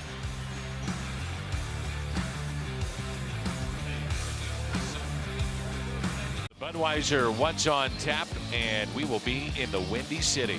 Fly out of here tonight, and Wrigley Field will be the scene for 5 games in 4 days. Buckle up. Tomorrow at 6:30, doubleheader Tuesday, start time Wednesday 6:30, and a day game on Thursday, and all the games right here on Bally Sports Midwest.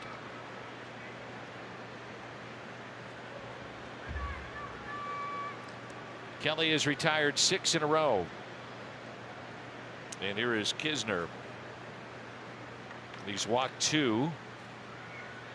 And really pitched out of trouble in that third inning. It was back-to-back walks with Goldie, Arenado, Gorman coming up, but no damage done.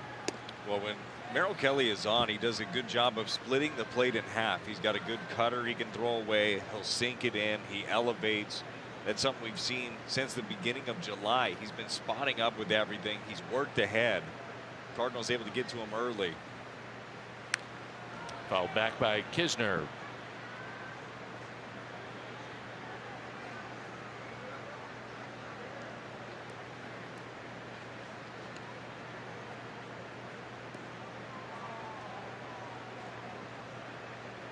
You got to wonder how that hand of Kisner feels even holding a bat after taking that. Oh, swing. no doubt. You know that's going to hurt. Stone Garrett caught him with the swing.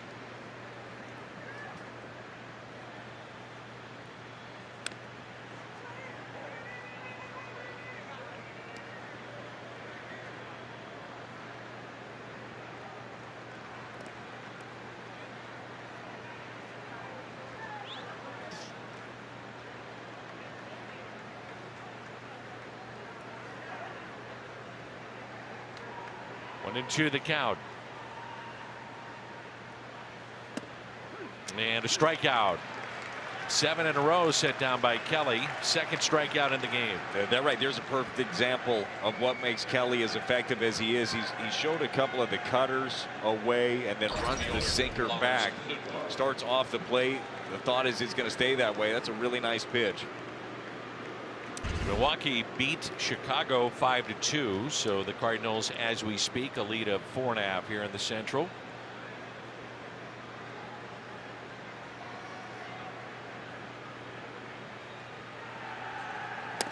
Washington is leading San Diego 1-0. How about the Padres? They're just not playing very good baseball, even with the acquisition of Bell and Soto. Yeah, they went for it. Happens Hader. sometimes. Yeah, one Hader, and you mentioned this yesterday during the game. They're giving him a little bit of a breather as the closer. They're going to go by committee right now after his recent struggles.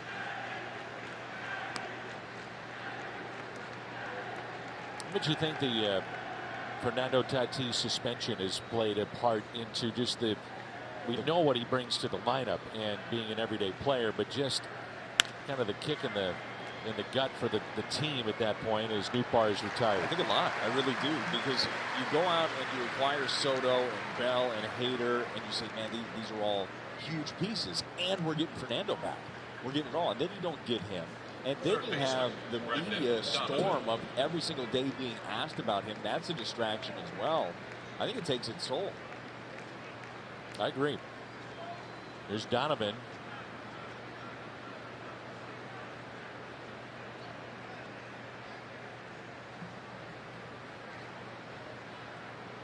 Yankees win today 4-2. They beat Toronto. That division's getting more interesting, isn't it? Sure is. It's Paul O'Neill Day today at Yankee Stadium, retiring that number. Number 21. So the Yankees still an 8-game lead over Tampa and the Blue Jays. And a strike in the bottom of the zone. Donovan didn't like it. Wasn't that long ago that they had like a 15-game lead. I mean, they were on top of everything. And the 0-2 pitch. Donovan, a base hit. Past Rivera down into the left field corner. And he's on base for the third time on an 0-2 pitch. Lines a double to extend the inning to Goldie. Just a nice job right here by Donovan. The pitch, sinker, ends up going back towards the middle of the plate, and that gave him the ability. Kept the hands in, just got the barrel to it. That's just a really good two-strike swing right there. Balance, keep the bat right on that plane the entire time. So he's reached base safely in each of his last 6 plate appearances. And it brings in Goldie, who's 1 for 2 and the run scored. Ooh, what a vicious cut that was. My goodness.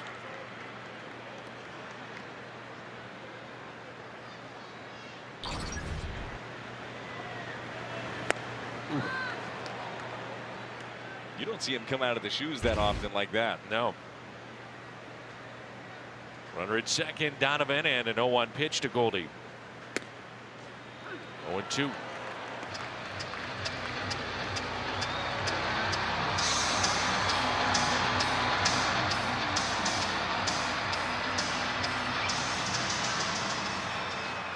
Goldschmidt this year is 11 for 23 against the Diamondbacks. 3 homers, and he's driven in 10. In the hole here. And the 1-2 hit down the left field line, foul. If he kept that fair, I'm not sure how you do it, but it was close. That thing was in off the plate by a good 8 inches and almost kept it fair. Yeah. That's something we got to watch over the years, and I still can't believe how he was able to do it. Albert would get pitched in hard off the plate, and he had the ability to just get the hands inside it, get the barrel to it, and keep it fair. And the 0-2 pitch coming up. Outfield deep, straight away. Low.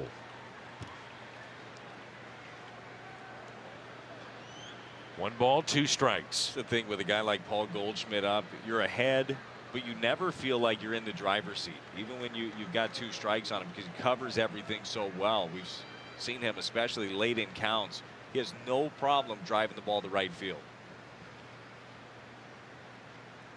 And the 1-2 pitch to Goldie. Got him. 2 strikeouts in the inning and 3 in the game. Midway through 5. And the Diamondbacks a 1-run lead.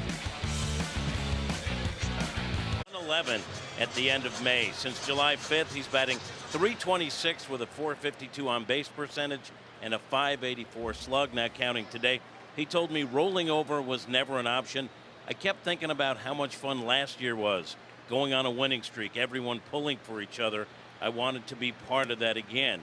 Whether it's making a sprawling catcher going nuts in the dugout cheering on his teammates, Newt is an energy guy, and he takes pride in that. Danny, he told me, I try to have fun in this game for sure. That's the way I've always been. No point in changing now. No point at all in changing, and it's working for everybody. Christian Walker at the plate. How about the 06 team? Was there somebody like that comes to mind?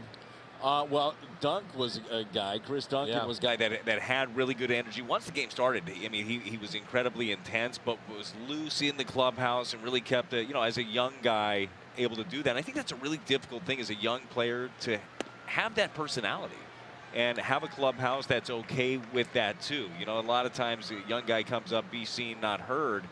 It's different now. I mean, and you got to respect that with Newt Barr. They know how hard he works anyhow. They know how much fun he has playing the game. Why would you try to take that away from a young player? Yeah.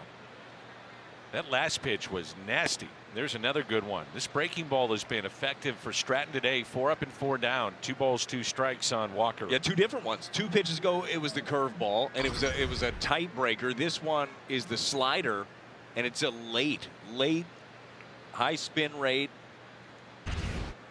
They like the pitch a lot.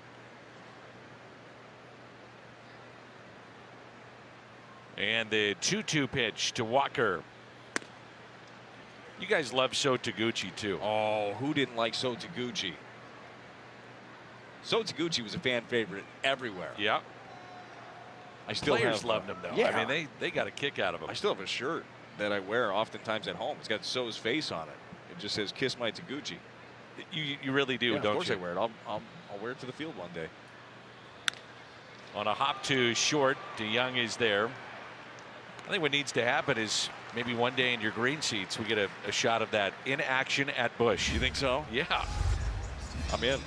I just got to get these green seats, and then You have 8 for every game. As soon as I get the green seats, I'll wear the Taguchi shirt. We'll have fun.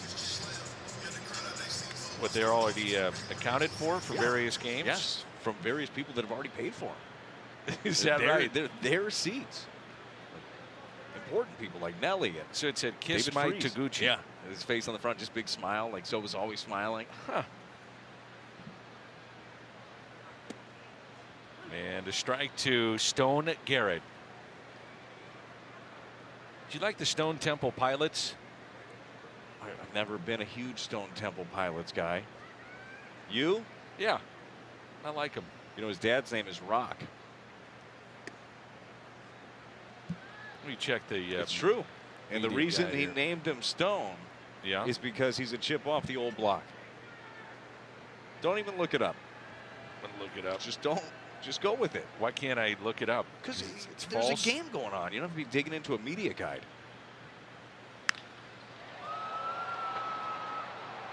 And a fly ball by Stone Garrett. You're looking it up, aren't you? Oh, you bet I am. I looked that baby up. That's a good note. Might be in a different place than you're looking. I bet. Second baseman. You want that hat? Tell me about that. Yachty Wayno hat? Of course I want that. Go to Cardinals.com/promotions. Friday, August 26th. Don't forget the Busey Bank. Presented by Busey Bank. Gotta get that hat. I'm gonna get one of those lids too. Still don't have the socks that you told me I was gonna get. I actually do have them. They're back at home. Okay. Bringing them in. You didn't work the last homestand. When you say back at home, do you mean in your sock drawer already used? Nope. Nope. They are still all wrapped up and ready to go. Got them for you. You know I have a sock affinity. I know you do. There are folks complimenting your socks today. The 1-0 pitch. Up the middle into the shift. And Stratton 7 up, 7 down. Nice work. After Quintana lasted 2 2/3. It's 4-3 as we move to the 6th. Diamondbacks. They about hit the Cardinals 7-6. Cardinals couple of errors today. Ali Marmol was ejected earlier in the ball game. When Nolan Arenado was at the plate, BJC healthcare difference maker in his career against the Diamondbacks. It truly is, if not the best numbers, it's among the best all time against Arizona. Oh yeah, he is a Diamondback killer. There are a couple of guys. Todd Helton that was one. Had held that mantle for quite some time, but Nolan Arenado is right there. And the first pitch to him is a ball. So Arenado was at the plate. Ali ejected in the 3rd inning on a strike call that made it 0-1. And Nolan getting ready to tie this game up. 2 balls and no strikes. Oh, I like the way you're thinking. Getting ready to tie it up. He had a single to center and an RBI back in the 1st and fly to deep center with 2 runners on. Shift on the left side, the 2-0 pitch. Popped up near the screen and out of play. Got another chance. That was a good one right there. That was. Fastball, middle and up.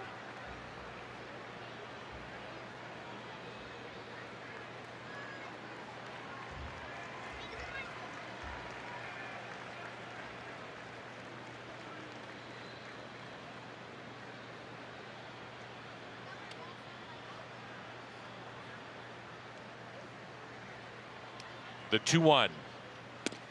2-2.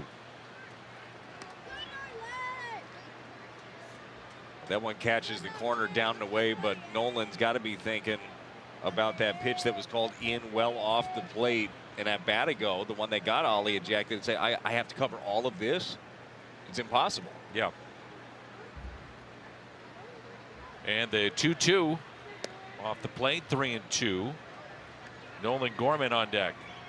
No one throwing in the St. Louis pen, and at this point, why would you, with Stratton 7 up and 7 down? Yeah, Stratton has looked really good. That does match the longest outing he's had this year, though. 2 1/3. He did that in July with the Pirates. And the strikeout of Nolan Arenado. 4th strikeout for Merrill Kelly.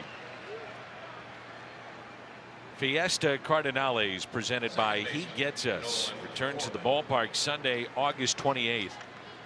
And the purchase of a special theme ticket, you'll get a Cardinals Sugar Skull bobblehead. And you'll go to a heritage event, the Budweiser Terrace, Cardinals.com/Fiesta.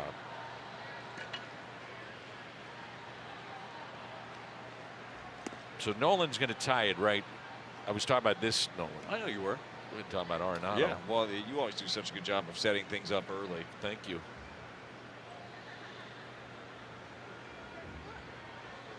Welcome home, Nolan. She was booing last night. Yeah. I told Ali I even booed. I said, you know what? I was up here, boo, Ollie, and put him back in there. Let him hit. Yeah, pinch hitting for the guy that's a legend, 4 for 4, 2 home runs in the game. That's a tough gig, and he got the job done. And the thing was, you know, you can debate it, but it was a move that could be justified either way. Oh, easily. Yeah. If you leave Albert in, who is 4 for 4, 2 home runs, 8 away from 700, I think that people understand that. Yeah. And you also play the numbers and bring him in. Coming into the game, he was 1 for 7. Albert was against Melanson. The 2-1. Now 3-1.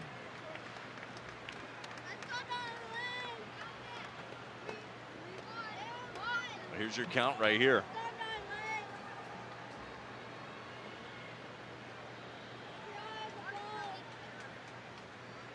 And the next, Gorman hits it out of play.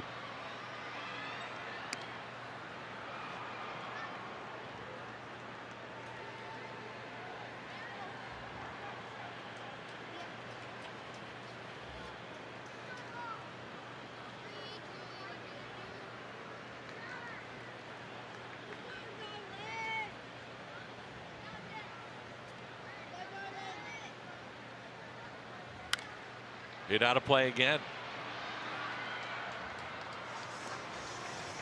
We've seen Nolan Gorman do this a lot. Late in counts, let the ball travel and go the other way. We know the pull side power that he has, but he's such a strong kid, and he's got a good base that you throw that fastball away, he can drive it in the gap away.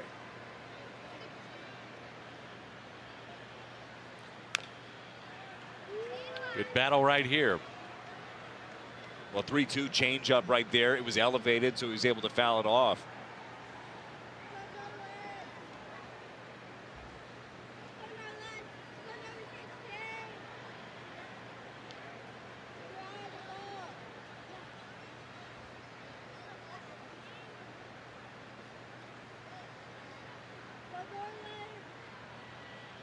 And a 3-2. Good at bat, Nolan Gorman. And that's walk number 3 issued by Kelly. Tying run aboard, and it brings in Tyler O'Neill. Well, your Plaza Tire Service pitch tracks. This one looks like it catches up and away, but it's very difficult to get that call when you're set up in. I mean, you missed by a good amount. That ball, that sinker's got a ton of movement. You're just not going to get that. You're not going to get that call until you have an automated strike zone, if that ends up coming to the big leagues. By the way, an added note to Fiesta Cardinals Sunday. John Jay, Luis Alicea signing in the Budweiser Terrace from 4:30 to 5:30 for any fans first come first serve. Nice. Buddy Joe Pfeiffer letting us know that. Always something happening at the ballpark. Well, you know, some former Cardinals are always around too. Everybody loves coming back to the ballpark. I think Larry State, Joe have done an incredible job of not only making sure that that is always done with class, but always done with frequency. Yes. Let players come back. They want to be back, and it's wonderful to have them back at the ballpark. Well, fans love it, and the guys love it. A ball and a strike.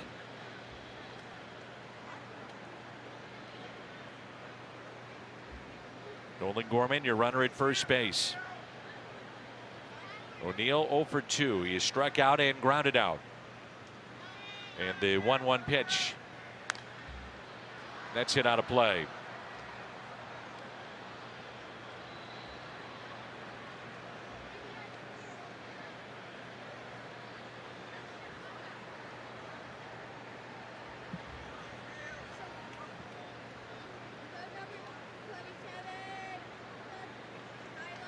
We saw O'Neill in his first at bat, struck out on a changeup. He likes to use them in these counts.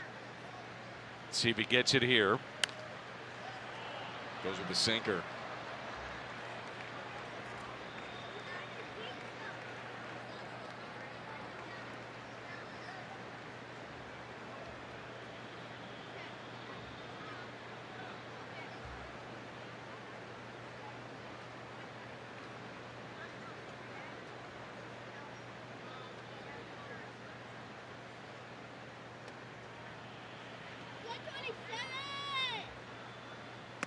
inside, and it's 2-2. He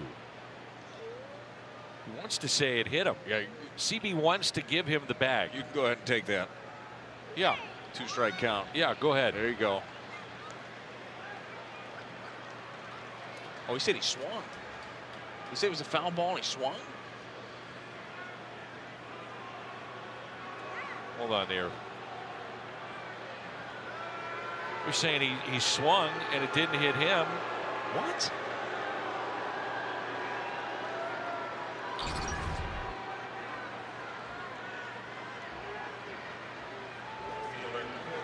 He tipped off the bat. That's Caught what it. happened, yeah.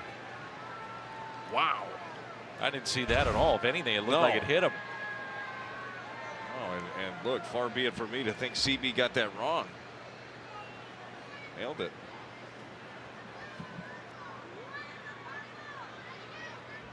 Huh. So it'll be a strikeout, and now it's Dickerson. So the 5th strikeout for Kelly, 2 in the inning. And Corey Dickerson at the plate. Strike 1. We're seeing the ball move all over the place right now for Merrill Kelly. He's feeling it. You mentioned the strikeouts. 4 of them have come in the last 2 innings.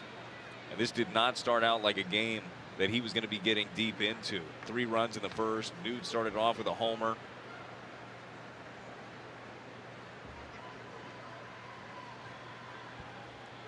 And the 0-1 pitch. Dickerson, a line drive out to left. That'll drop for a base hit. And stopping at second, Nolan Gorman. And so the tying run in scoring position. And the batter will be Paul DeYoung, who is singled and lined out.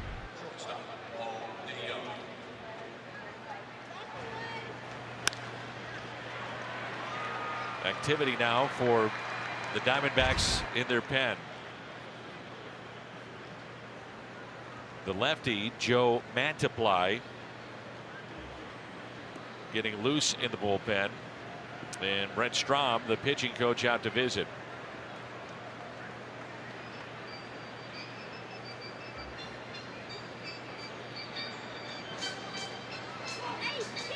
While we have a moment, quick word from Siteman Cancer Center. The Brain Tumor Center at Siteman.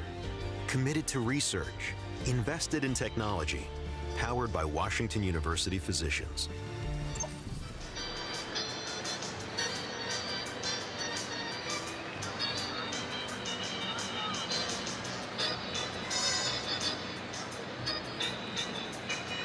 DeYoung, since being recalled, 10 extra base hits, including the grand slam that he hit last night.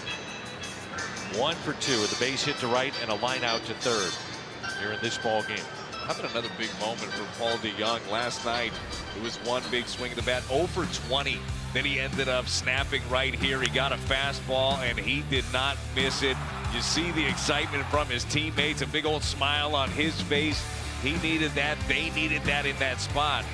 You hope at a moment like that, Dan, can get things rolling for you. Yep. Right now, they just need a base hit that could tie it. Nolan Gorman at second. And DeYoung looks at a pitch low.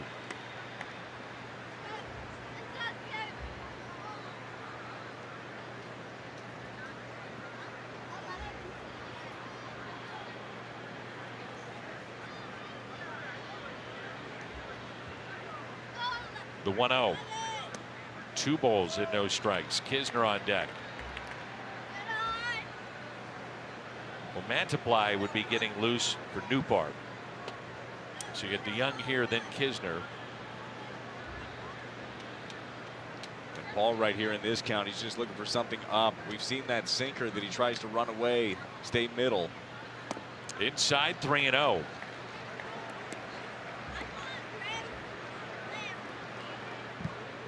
You know, if DeYoung gets on base, you're going to have the bases loaded. You've got to think, if you're Ollie, of maybe pinch hitting in that spot. Definitely could. Yep. That's your opportunity. Got Herrera. 3-0 pitch. 3-1.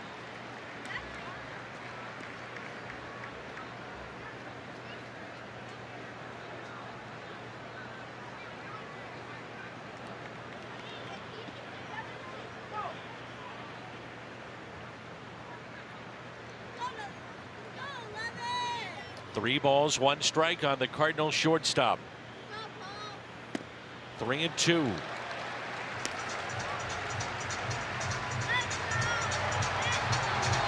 That was that swing right there from Paul DeYoung, just under it. Looked like he was trying to lift that pitch. Good fastball up in the zone.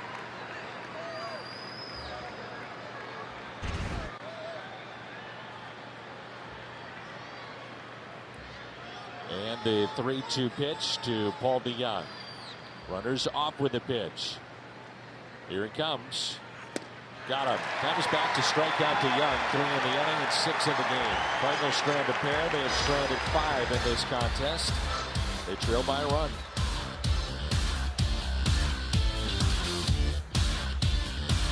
By authority of the Cardinals, not to be reproduced or retransmitted in any form. The accounts and descriptions of this game may not be disseminated without the express written consent of the St. Louis Cardinals. Beautiful Arizona. And it's 4-3.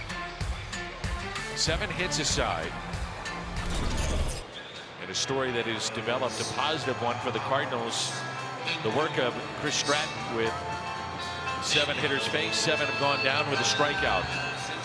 Came in relief with 2 on 2 outs back in the 3rd. Quintana lasted 2 2/3. I think this is as good as we've seen both of his breaking balls. The fastball, he's been spotting that up well. And the first pitch taken for a ball inside. Jordan Luplow. So as you mentioned, this is the furthest he's gone. And I'm sure part of the equation is, number 1, how well he has pitched. Number 2, where you're at in the lineup as well. Yeah, no, you're right. You're at the bottom half. You got 7, 8, 9 coming up, and he's spinning it right now. You let him go. Donovan makes the play in the first out.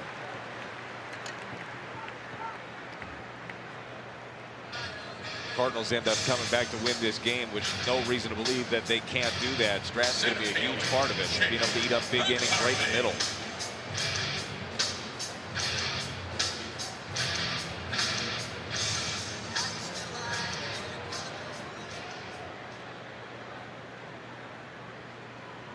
So 8 in a row set down by Stratton. Jake McCarthy, RBI single back in the 2nd, has scored a run and also walked.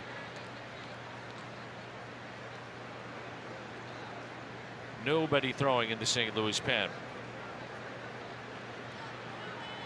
Mantiply continues to throw, the lefty in the bullpen of the Diamondbacks.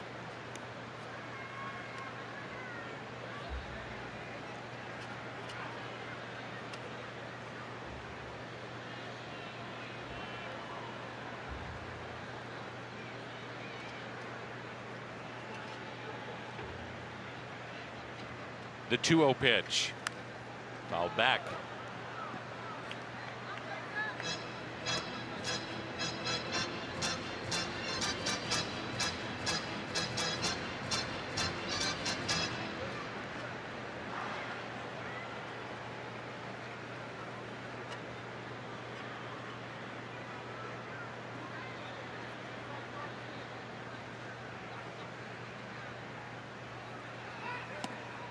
He's showing bunt.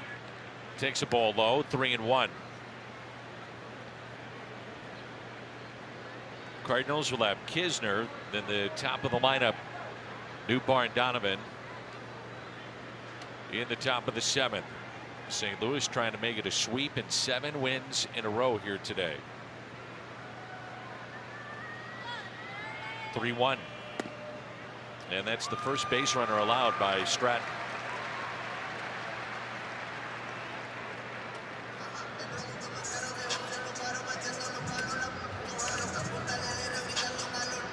Diamondbacks have received 4 walks in the game. Here's Perdomo, and you got to think about the potential of a bunt in this spot. And with that, and as we see that, Donovan starts to move in at 3rd. He's on the turf of the infield. Well, Perdomo was the first batter that Stratton faced, got him to ground out to 3rd. We've seen him induce already 4 ground balls, excuse me.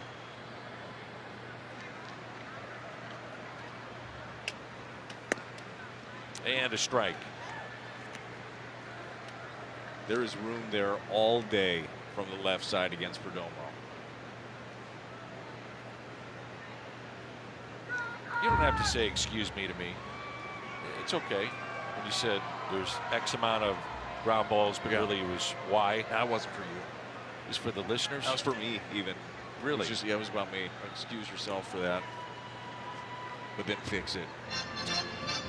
Jake Woodford is getting loose in the bullpen. It's kind of like when you say, let me ask you a question. Well, you're going to ask it anyway, so go ahead. Yeah, but it was a nice setup. Yeah, I guess so. Kind of softens I think so. Like, you know what's coming now. The conversation. Question. Yeah. I want to tell you something. Then go ahead and say it. Do a great job. I appreciate that. Yeah. But really, the point was I want to tell you something, and you're going to say it anyway. Correct. Got it. I'll tell you something else. Go ahead, because I know you will. He's going to get the ground ball right here. Turn the double play. Then the Cardinals are going to go score. All right. I like that, too. The 2-1 pitch. And instead a check on the runner, McCarthy, who's got 9 steals.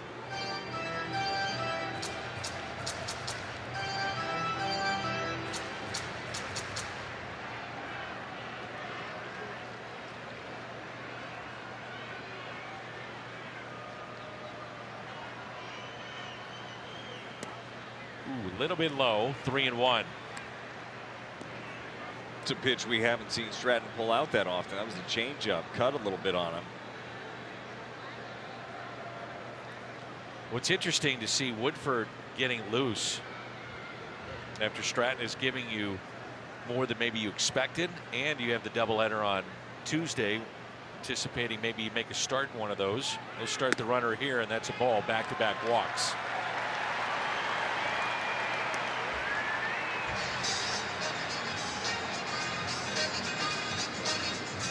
See the pitch count here for Stratton at 36. Seen a couple of arm side misses. Wonder if he's starting to run a little bit low. Is that when you know arm side missed? Yeah, especially when it happens over and over again. If you back-to-back times, when you're wearing down, ball just pops out a little bit early, not able to finish pitches. See if he's ready. Carson Kelly, the top of the lineup.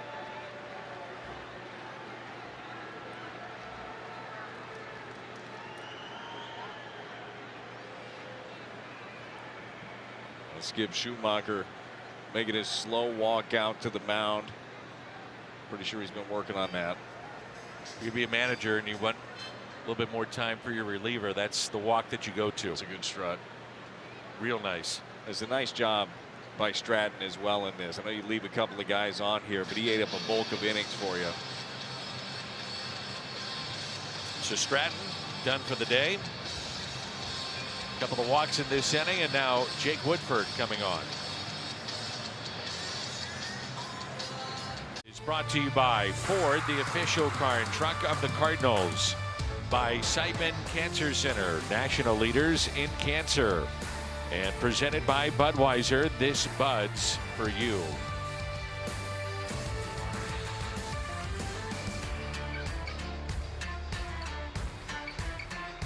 So runners at first and second, and Jake Woodford, haven't seen him since August the 11th against the Rockies. Chevy called to the pen.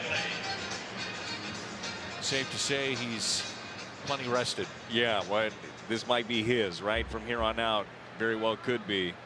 And a big opportunity for him. You got a couple of guys on right here. Runner in scoring position. By the way, that's been one of the biggest things in this ball game. 3 for 9 so far in the ball game are the Diamondbacks with runners in scoring position. Cardinals only 1 for 7.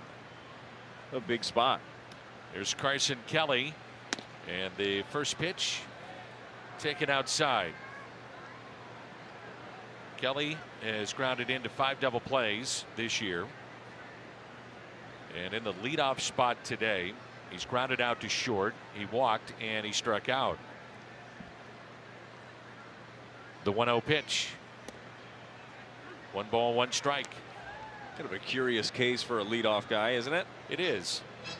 Now, one thing he has done last year, at one point, I mean, you're talking about a guy that was among the leaders in a lot of offensive categories, just not catchers, but on base percentage in particular. He's dealt with injury since he's gotten here to Arizona. Taking high, 2 balls and a strike. I like what you're thinking, though, is that this is a chance for him to make a case for himself to get more of a role out of the bullpen or whatever it may be, which is what he had at the end of last year. He was very effective. He was good, and they leaned on him in big spots last year down the stretch. You'd have to imagine this has been a very, I don't know if it's been disappointing, but it's been a confusing year for Woodford. Had him out in front on the 2-1 pitch. It's popped up. And calling for it, it's Goldie to make that catch. It's a good play by Goldie to call off Kisner. Much easier play coming in to make that. Yes, it is. A good pitch. Makes a pitch on a slider, gets him to pop up, gets his first out, the second of the inning. Emmanuel Rivera, 2 hits, 2 for 3.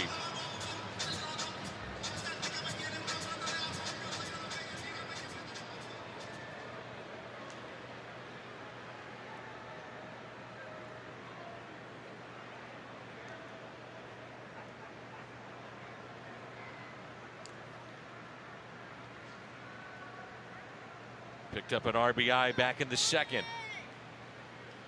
2 outs, 2 on. First pitch. And it misses outside for ball 1.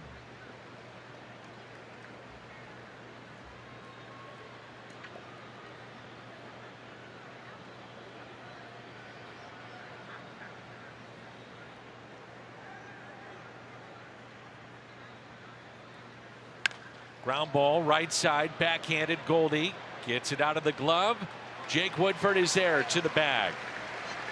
Wasn't pretty, but they made the play. That's all that matters. Diamondbacks strand a pair, and it's 4-3. Top of the 7th, Woodford gets out of a jam there. And for the best coverage in the game, check out the T-Mobile coverage cam. So against the shift, but good job here by Jake to cover the bag. That's the biggest key. As soon as that ball is hit to the right side, you know you have to bust over, make the play. He does so. Goldie does a good job of setting his feet, making a good throw. Knew he had a little time there. It's always interesting how and when to use Albert Pujols when a lefty is on the mound. Mantiply starts this inning. It's Kisner here. And then you have Nootbaar and Donovan. Well, you know that he's one swing of the bat away from tying it, right, when you bring him in.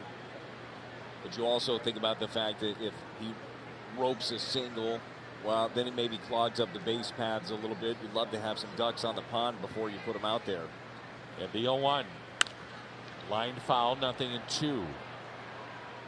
A game this tight, though, you can imagine there's going to be a spot somewhere for number 5. Well, you got a 3-batter minimum. It's getting late. I would imagine he takes an at-bat either from Nootbaar or Donovan when you got Edman and Dylan Carlson still on your bench, so you could go infield, outfield, and replace them easily. Into center, base hit, Kisner.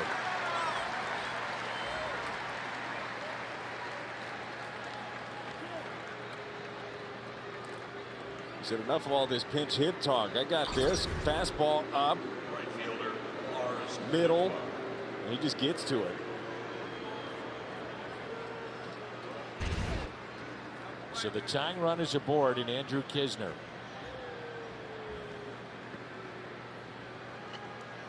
Gateway Honda home run inning. Cardinals hit a home run. The Gateway Honda dealers donate $1,000 to the Make-A-Wish Foundation of Missouri.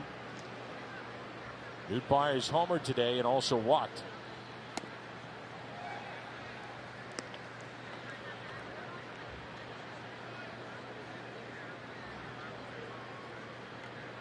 You got Donovan, who's on deck, who has 2 hits, including a double and a walk.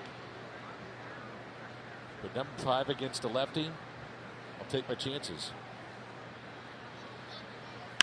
Ground ball. And they'll get 1. Couldn't get it out of the glove. Rojas, that's big. Let's see if they want to pull back Donovan here in this spot. I would assume they would.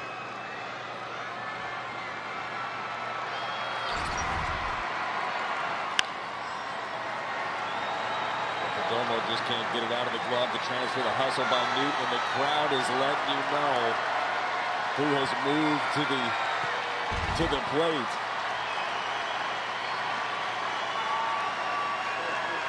Pinch hitting for Brendan Donovan, number 5, Albert Pujols.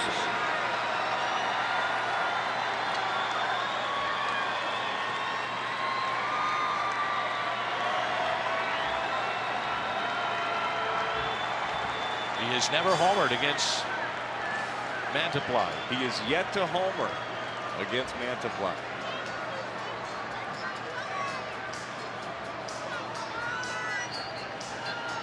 Boy, by them not being able to turn 2, now that really allows you to use Albert. If not, I don't think you don't use him there.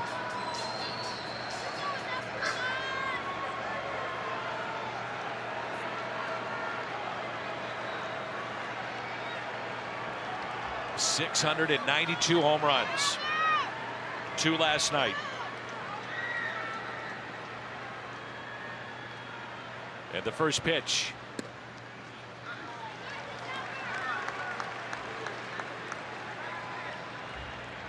Earlier this week, the pinch hit grand slam for Albert Pujols.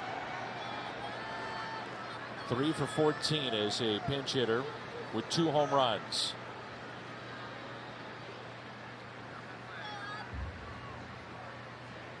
The 0-1. Albert up the middle, base hit.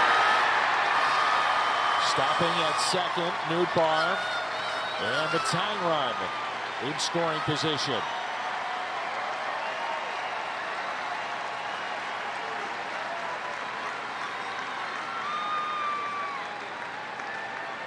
All he does is hit. What a series he's had. His final appearance in Arizona, a base hit.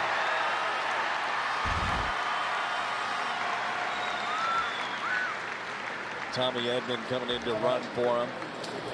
And another nice job by Albert, always ready. That's it for Mantiply.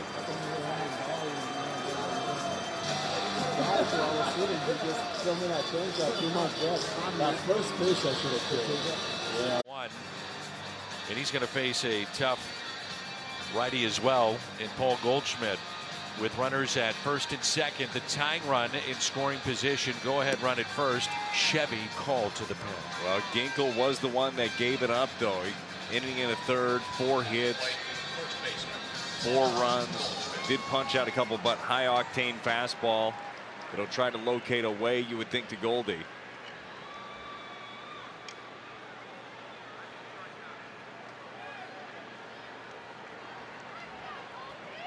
Tommy Edman, the pinch runner for Albert Pujols. So good speed out there. First pitch to Goldie. That hits the elbow pad. And now the bases are loaded.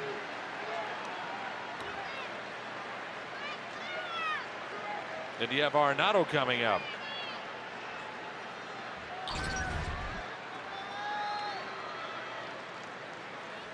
Well, if you're going to get hit, that's the spot right there. And we've been waiting all day for a moment like this. That big hit, big opportunity, none bigger than this one for Nolan Arenado. And Nolan has an RBI base hit to center, fly to center with 2 runners on, and struck out back in the 6th. Bases loaded, 1 out. The Cardinals down by a run.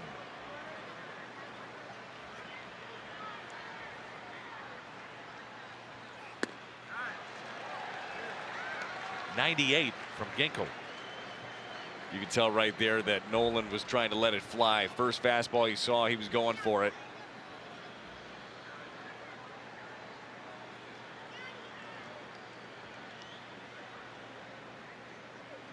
Outfield very deep. And the 0-1 pitch to Arenado. Fouled back, 0-2. Nolan Gorman on deck.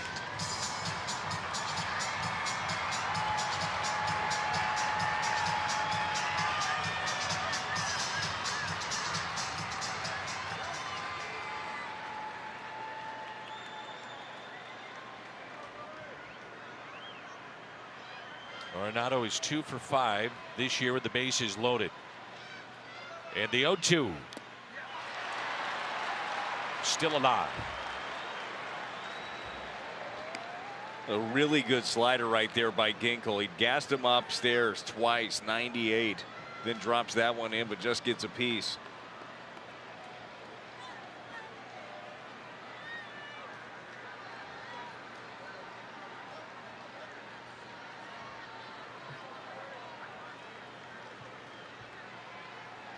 And the 0-2 pitch. Taken high. And it's 1-2.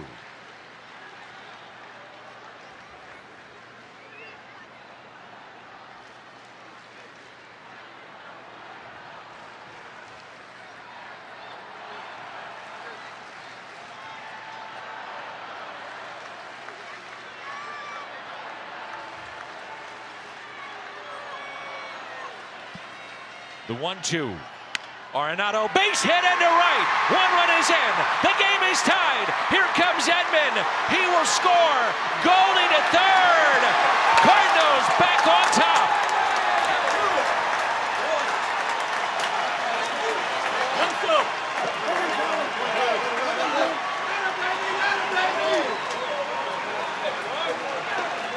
The Cardinals had been 1 for 7 in this ball game with runners in scoring position. A couple of pitches ago, he barely gets a piece of a breaking ball, gets a new life, and this is exactly what he does with it. Drives a fastball the other way, stays right on it. Just felt like with the way things have been trending, something good was going to happen for this ball club, and here it is. Again, the base running by Paul Goldschmidt. Most guys do not attempt that. Most guys are pulling up at second base. Yep. And he knew as soon as it was hit to right field that he was going to make it. Nolan Gorman, fastball outside. Talking to Ali today about that. He said 65. He agreed with me. I said about 65 to 70% of guys stop at second. He said, I agree with that. Not Goldie. Great base running again. Cardinals with the lead 5-4. And the 1-0 pitch. A ball and a strike. Gorman is hit into a double play, fly to center, and walked. That fastball that Ginkel has up in the zone, that's a difficult one for Gorman. That shorter stroke, just get to it.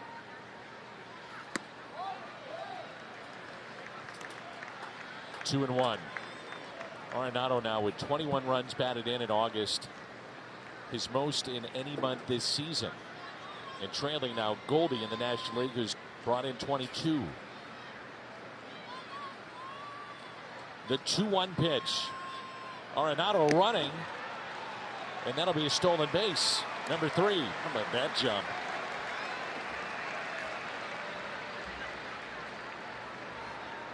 I mean, Nolan was off and running early. I'm not even sure the foot had moved yet. A base hit brings in 2. Infield in, runners at second and third, a count of 2 balls, 2 strikes. The next to Gorman. Got him. Big strikeout there for Ginkel.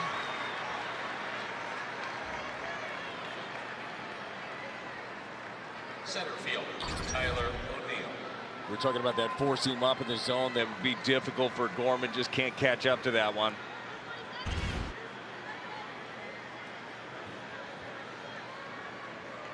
Three stolen bases now by Arenado. That ties his single high.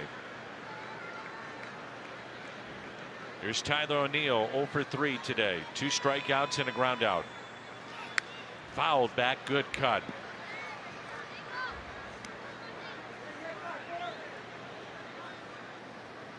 No one throwing in the St. Louis bullpen. Jake Woodford, the pitcher of record right now. We look back to get to this point, the job that Stratton did, be able to slow things down. His 2 2/3. Woodford comes in with a couple of guys on, gets 2 outs. It's a nice job by those guys so far. The 0-1 pitch. O'Neill hits it down the right field line and out of play.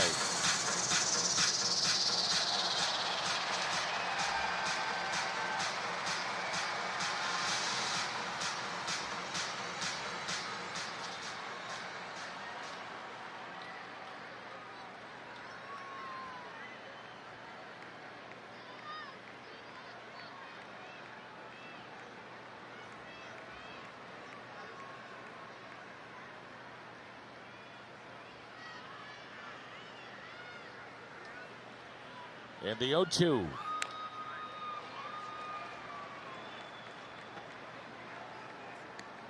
Inning started with a base hit by Kisner to center. Nootbaar grounded into a fielder's choice. The inability to turn two allowed the Cardinals then to use Pujols as a pinch hitter. He singled to center. Edman came in as a pinch runner. Goldie hit by a pitch. With the bases loaded, Arenado a single to right to give the Cardinals a lead. Nolan Gorman then the strikeout. And 0-2 the count on Tyler O'Neill. Well, it's a good job by Kelly to keep it in front. Not sure how he was able to do that. Keep it there. Well, this is a spot right here. You know that Ginkel is going to try to stay away. Get another look at that backhand where Kelly's able to keep it right in front. Keep Goldie over at third. He's going to try to stay away from you. Shoot that ground ball. Same approach that Nolan Arenado had. Looking that way.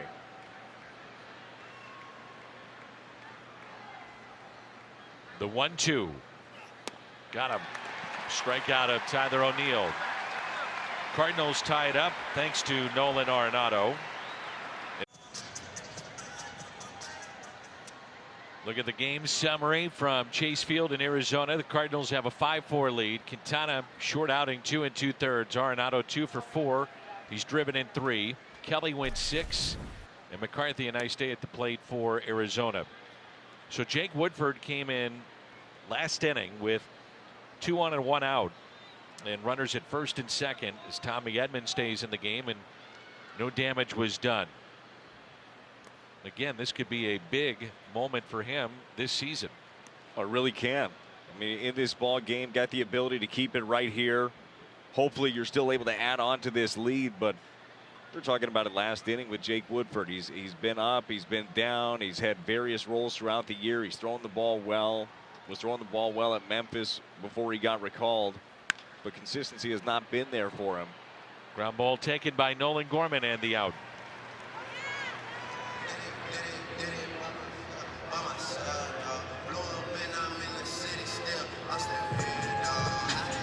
Reminder, go to StubHub. Proud to be the official partner of the Cardinals. Plans change. Easily list your tickets with StubHub. Even use the free seller toolkit to help manage the price of those tickets. Download the StubHub app today.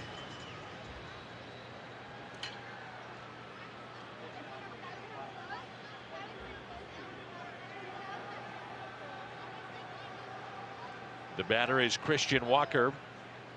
He's 1 for 3. A single to left and a run scored. I think the Cardinals have been doing a really good job against Christian Walker. Yes. I mean, this guy is dangerous. Look at the season numbers, 29 home runs. That ties his career high. Been doing a good job of staying away from him. Breaking balls away specifically are very good to him.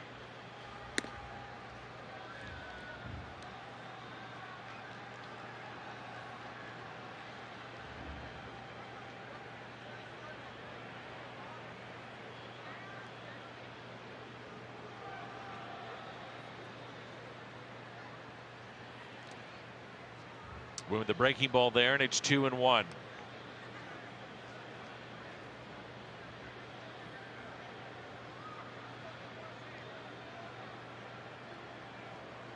You brought it up earlier, Dan, but you do wonder how your plans change for this doubleheader coming up in Chicago. Having Woodford in this game, you'd have to think that he was going to be a part of that. I'd have to say now you get an extra man, obviously, in these doubleheaders, but maybe it's a Matthew Liberatore. Yeah, which I would like to see again. Certainly would be an option. Cardinals now with a lefty throwing in their pen. The 3-1 pitch. And it's now 3-2. And as we talked about it earlier, JoJo Romero impressed a lot of folks down in that dugout last night. I'm with you. 97, 98. He was spotting up his fastball. You could tell that it just gets, it wasn't just sheerly the velocity. You could tell by some of the swings and some of the takes that the ball gets on you quickly. Had a good feel for his breaking ball and his changeup. It could end up being a weapon.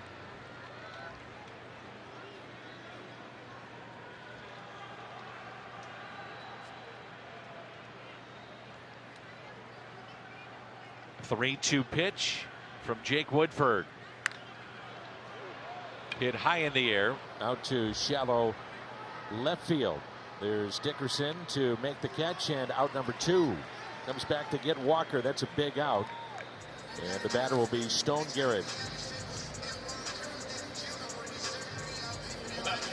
Garrett has singled into center, scored, reached on catcher's interference in the 3rd, and flied out to center.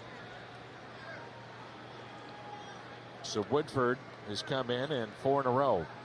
We talked about Garrett in game 1 of the series. This guy spent 8 years in the minor leagues. Thought he was going to have to pick a new job. Started getting into real estate. And then finally gets his call up. Love seeing stories like that.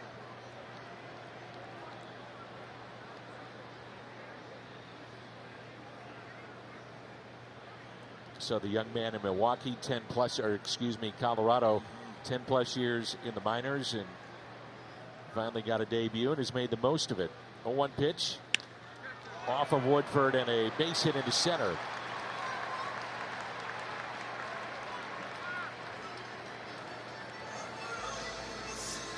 Tying run aboard here in the home half of the 7th. Josh Rojas will be the batter.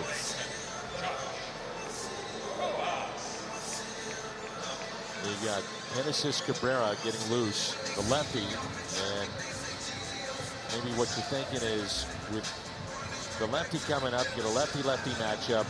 If they don't go to their bench, they got a couple of switch hitters, 2 righties there. And it could be more than just 1 out. Or it could be one of those where you ask him to get you 4. We'll see. So that's it for Woodford. Pitching change.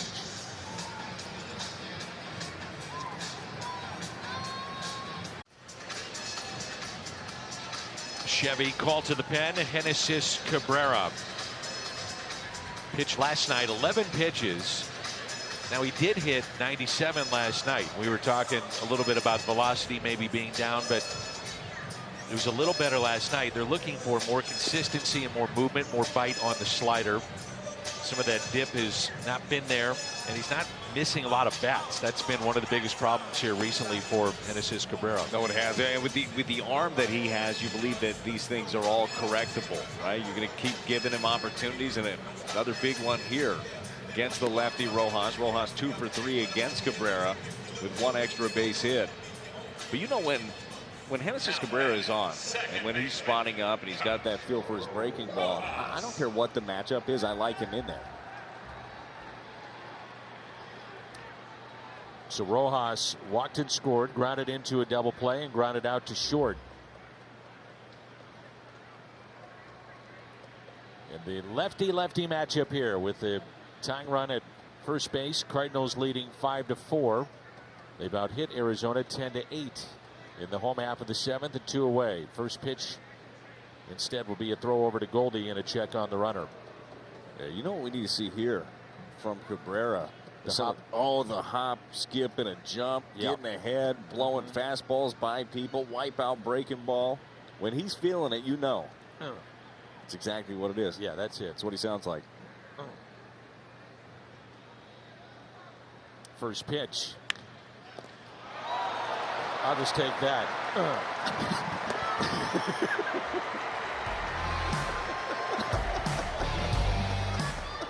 Play.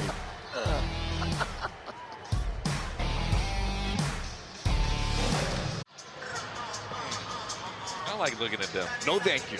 No. No thank you. That's nightmare fuel right there. Yeah. Stop showing that. That's enough. That's enough. Let's watch the real Diamondbacks. That's right. I'd rather see Baxter. He's their mascot. He's a bomb. Baxter. Yeah. He's the mascot. I think it's named Baxter. That is. From the bullpen. Noe Ramirez went for his 52nd game. Baxter. I'm not a big snake guy, Dan. No, I am not either. A big fan.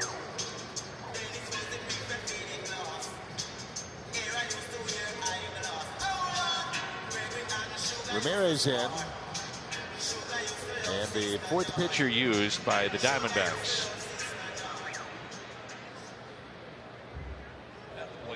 That line out is going to go down as one of the great calls in sports history. Oh, yeah. You were right on top of it.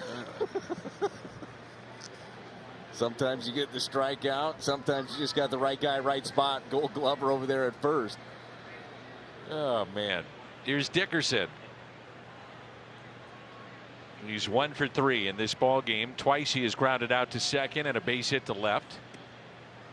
So Ramirez pitch in game 1 of the series.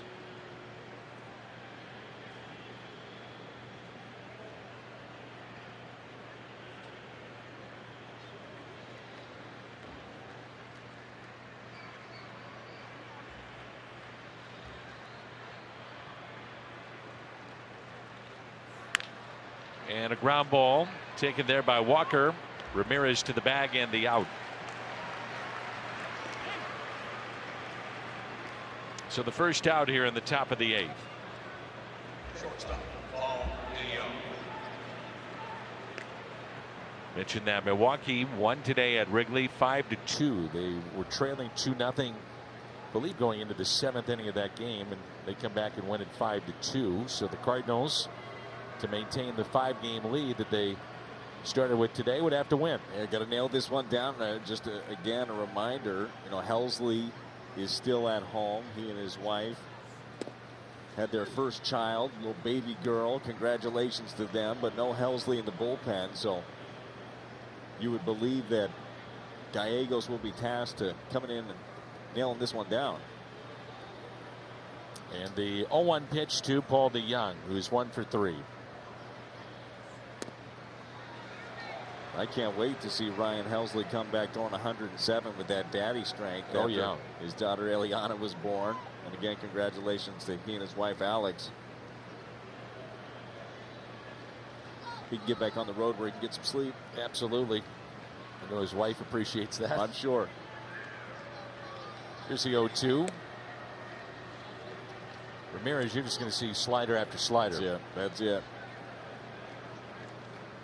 He's got a good changeup too. He will use that to the right-handers.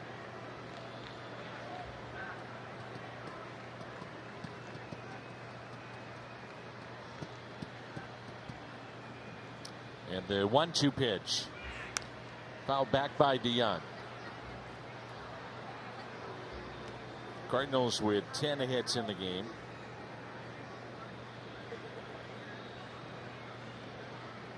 Luis Gonzalez, one of the all-time fan favorites,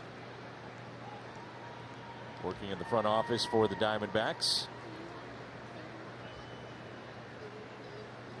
They have the Legends race, and he's represented with Randy Johnson, Mark Grace, Matt Williams. I think he's won like 4 in a row too. He's fast. Well, I got to correct you on that one. Go ahead. Here's a 1-2. He had won 3 in a row going into today, and he had a substantial lead. Thought he won. He ran out of gas right behind home plate. Start watching. Yep, it was right at the very end. Thought he had it. And I'm not sure who won. I just noticed how quickly he had been eliminated from his lack of effort. Wow. Well, live and learn. Yep. Can't just pull up at the end. No.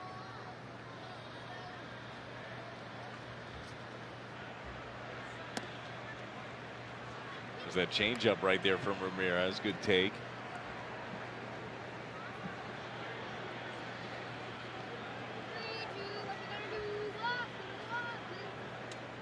Kisner started the rally back in the 7th for the Cardinals with a single to center. He's on deck. The 3-2 pitch to Paul DeYoung. Draws the walk.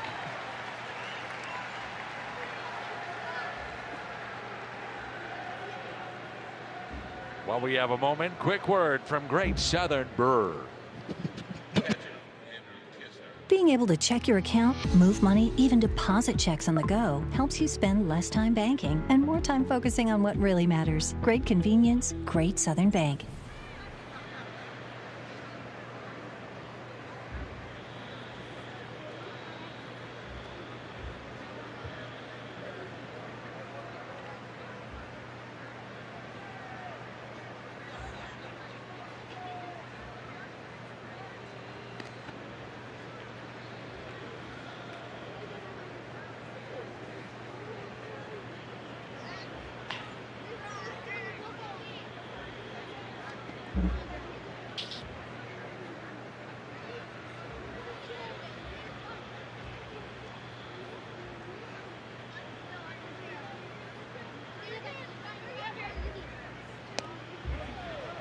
And strike one on Kisner.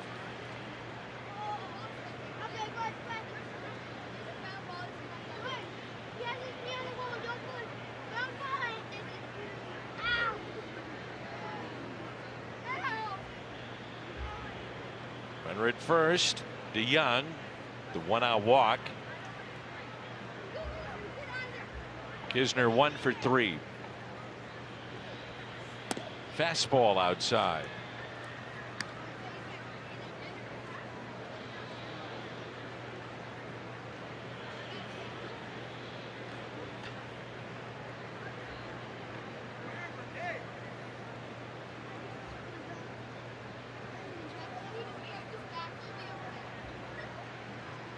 And the 1-1 pitch.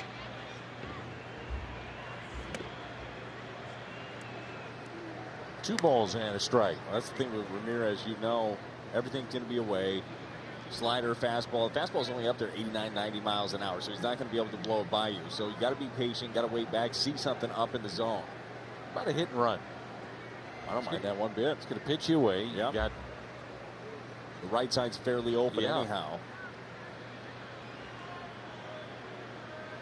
force the issue a little bit here. 2-1 pitch.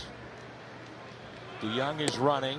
Kisner was showing bunt and out.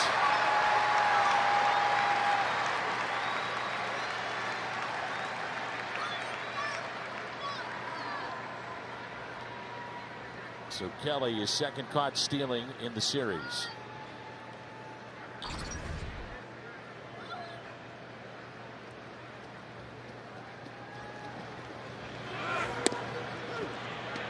Not sure if that's a miss sign or something there. I don't know what's. I like the hit and run better. Yeah, I do too. So 2-2 with 2 outs. Throwing that frisbee up there.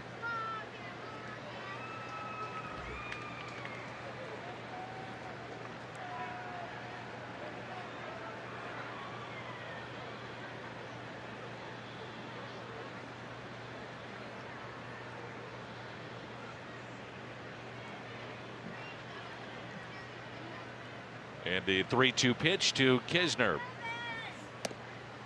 It's another walk. So back-to-back walks. And the batter will be Lars Nootbaar. They're going to talk it over with Newt coming up. Brent Strom, pitching coach. We'll see how they want to attack him. These are really one-sided conversations. You've noticed that with Brent Strom? Yeah, the Strominator's not messing around out there. No. I think he walks out with shut up and listen. This is what's going to happen here. He is good at what he does. I mean, you can tell he's passionate. He believes in what he's saying, and he's putting the work. He believes in his guys. His pitching staff overall has been really good under his tutelage. Well, dramatic change from a year ago. Like instantly.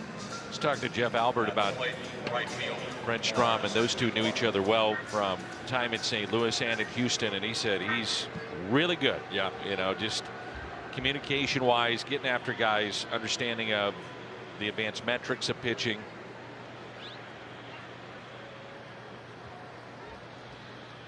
So 2 outs and a runner at first for Nootbaar. Newt has scored 2 runs today, and the solo home run to start the day. Into right, he walked in the third, grounded out in the 5th, and reached on a fielder's choice and then scored.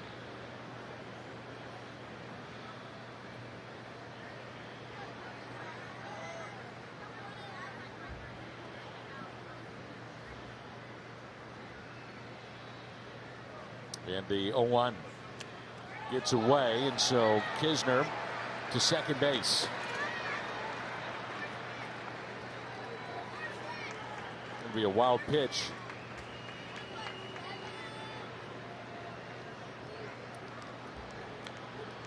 Well, another good opportunity right here for Lars Nootbaar to get something going. What a night he had last night. On base 5 times, had the bases clearing triple. As you mentioned, the home run to lead off this game, drew a walk. Another big spot here.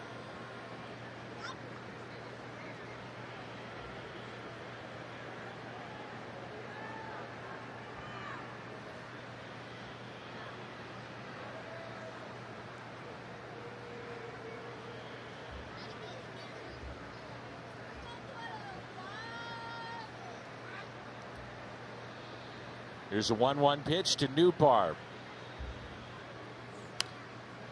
Fouled back. And it's 1-2. The Diamondbacks, their half of the 8th, will have 7, 8, and 9.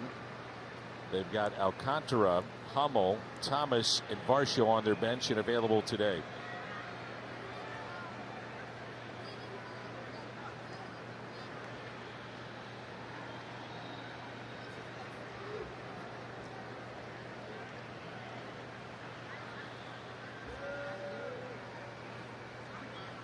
Here's a 1-2. Good take. 2-2. It's a tough pitch. It really is. That thing, that changeup, it looks like his sinker. It looks like he's going to ride the bottom of the zone. The bottom drops out. And Newbar, 9 walks in his last 27 plate appearances. It's a big run at second. That's Kisner. The Cardinals up by a run here in the 8th. Chopped foul past Stubby Clapp, whose son just entered Notre Dame. He was telling me the other day at breakfast that Mama took their son, who's a baseball player, to Notre Dame. He was showing me some of the pictures. He said, "This is unbelievable, isn't it?" Yes. It was unbelievable. So congratulations to Stubby and their family. Yeah, he was saying as soon as they went there for the first visit, he knew that was going to be the right spot.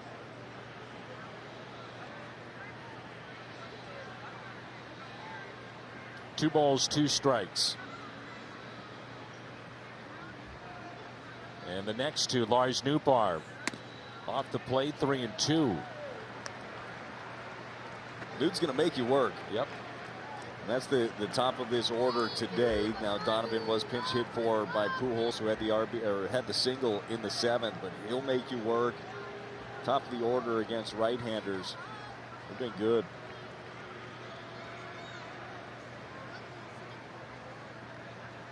And the 3-2 pitch to Lars Newbar.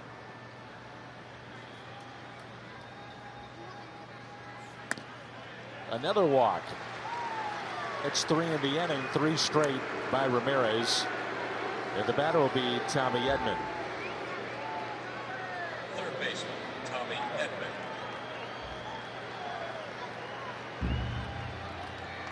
Tommy Edman came in as a pinch runner for Pujols, who was a pinch hitter for Donovan, and singled in the 7th inning.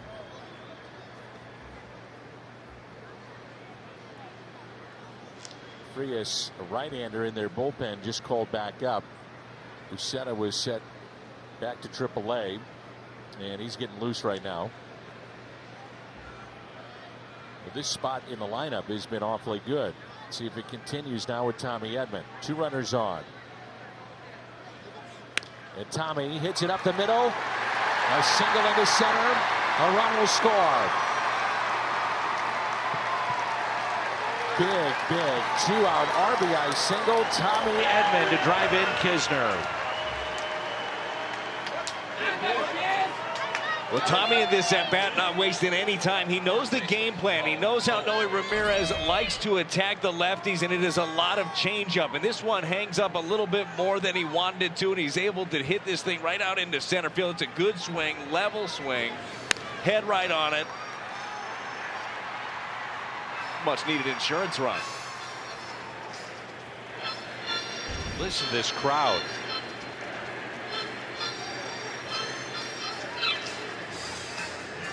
Chance of MVP with Goldie coming up.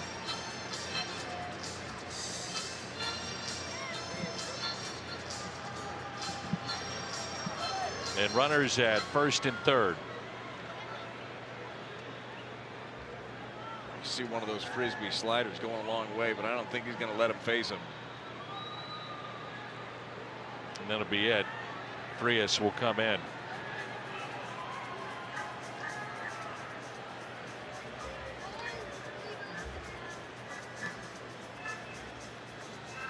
Pitching change.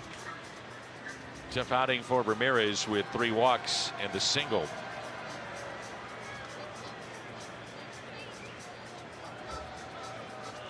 Cardinals extending their lead to 6-4 thanks to a base hit by Tommy Edman that scored Kisner, and a little insurance here late with 2 outs in the top of the 8th.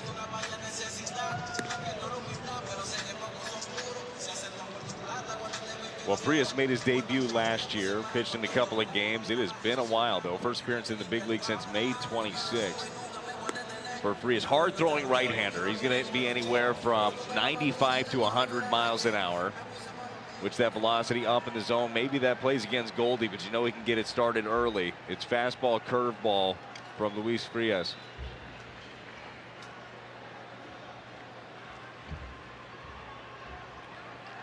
Goldie with home run number 31 last night. He scored a run today. There's a single back in the first. First pitch to him.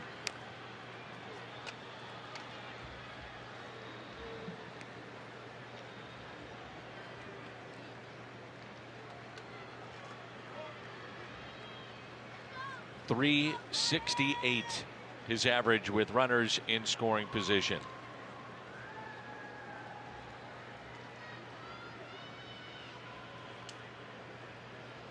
Runners at the corners for Goldie.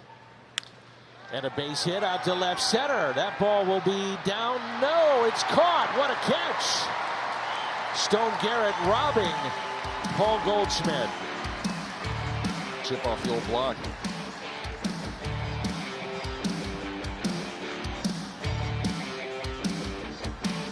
To get out of last inning, so he's still in. Dylan Carlson takes over in center for the Cardinals, moving O'Neill to left. The batter will be Jordan Luplow.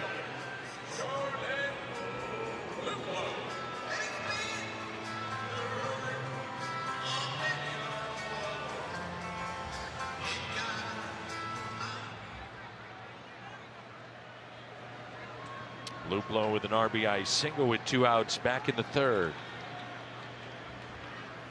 And the first pitch taken for a ball.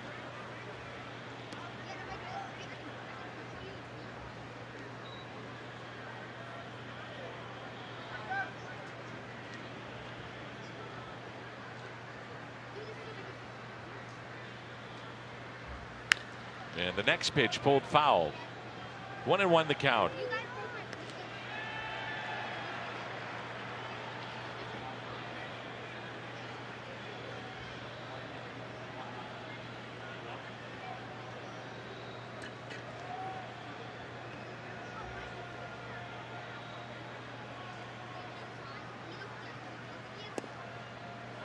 Stays away and a pitch down.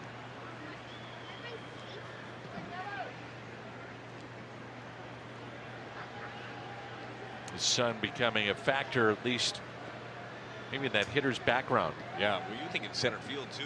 Ends up being a little difficult. Yeah. 2-1 pitch. Tapped foul, 2-2. You really said chip off the old block. Yeah, that's how he got his name. Stone Garrett. You never told me or showed me. Dad Rock. Called it. He was a football player, nicknamed Rock. Where is that? It's in my research. I don't have to dig into everything right now. It's there. Check it when you want. 2-2. Popped up.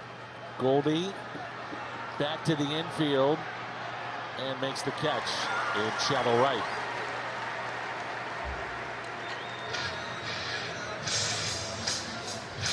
Jake McCarthy. Goldie makes this play look a little bit easier than it is. First of all, he's got to range quite some way to get there. They know the ball is tailing back. Does a good job staying behind it.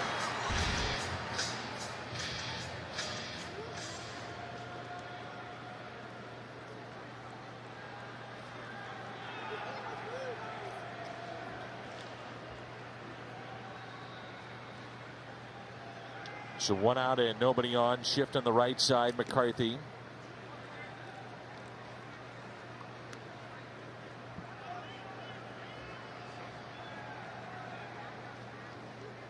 Haven't seen quite maybe the presence of Cabrera that we've seen earlier this year or at times in his career. The confidence that he has.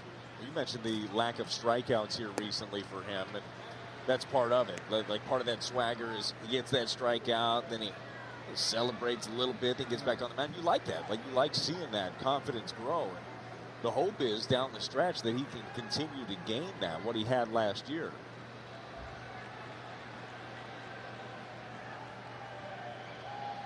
And the 1-1 ground ball. Nolan Gorman.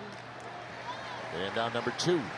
First time McCarthy has been retired in this game. 2 walks and now 1 for 2.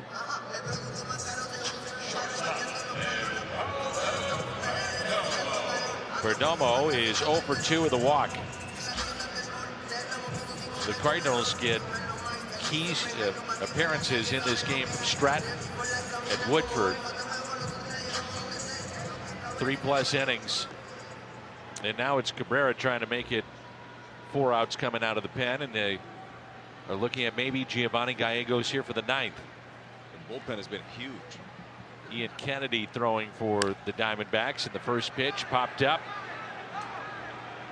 Goldie has it. Good work by Cabrera.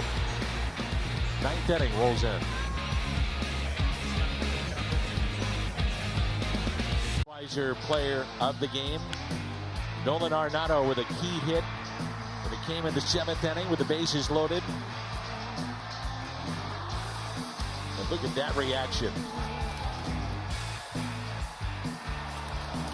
Nolan Arenado doesn't mess around. This is a guy that was out here early, day game after a night game. He's taken BP forever. Really one of the only guys ever hitting on the field today. Just consistently, constantly trying to get better.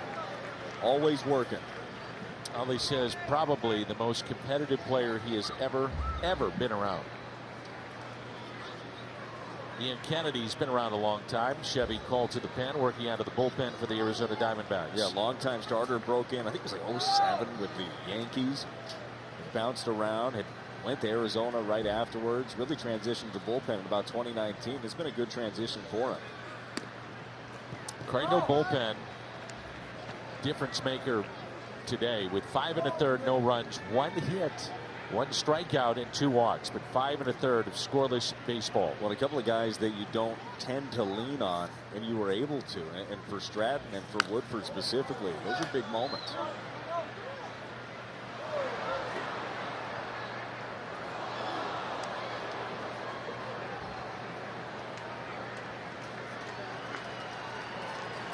A ball and a strike. And the season average now at 300 for Arenado with 2 more hits today. And in this day and age of baseball, you're 300, that is doing something. You're basically a unicorn. You don't see it anymore. No. But imagine having a year where you end up hitting 34 home runs, you drive in 105, and you're unhappy. And you're mad about the year, and that was the case for him. He was unhappy about his average. He hit 255. He was unhappy about his on-base percentage. Well, 300 now, OBP over 360. I mean, all the things he wanted to change. And he pops it up right side. And the catch is made for the first out here in this 9th inning. Giovanni Gallegos throwing for St. Louis in the bullpen.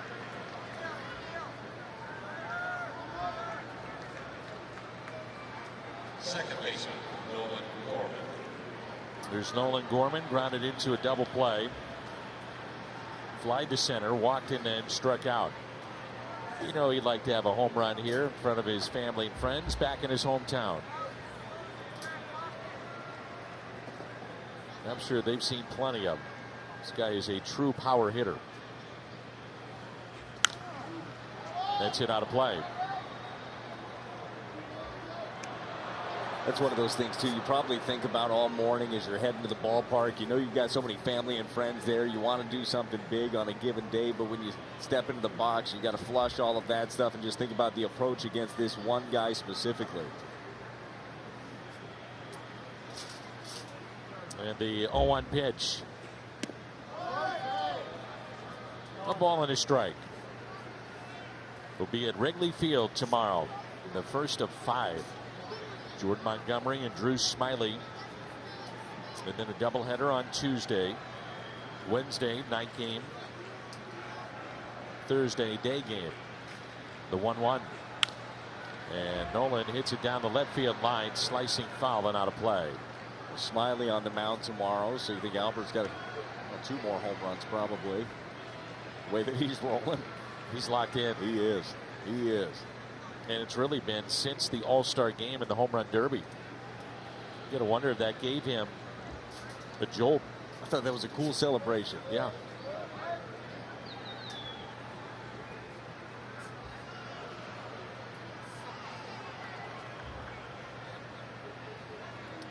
Here's a 1-2. And a strikeout of Nolan Gorman.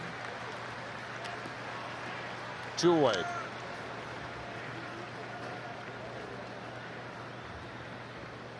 Tyler O'Neill 0 for 4 with 3 strikeouts.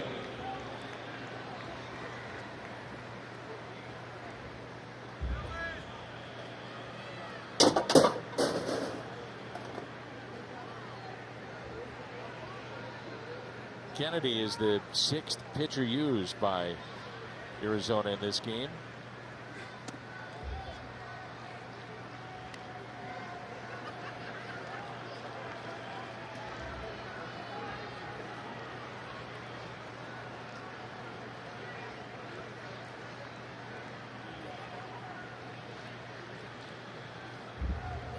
And the 1-0 out of play. Ian Kennedy really doesn't mess around too much out there. It is a lot of fastballs, specifically to the right-handers. He's going up and away and going to make you beat him that way.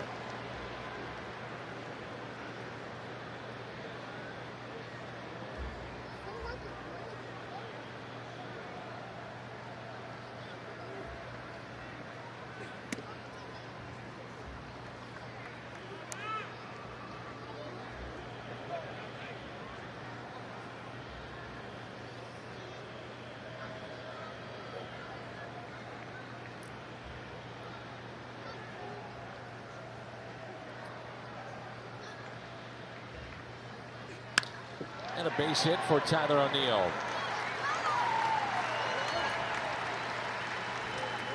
On base for the first time in this ball game. 2-out hit.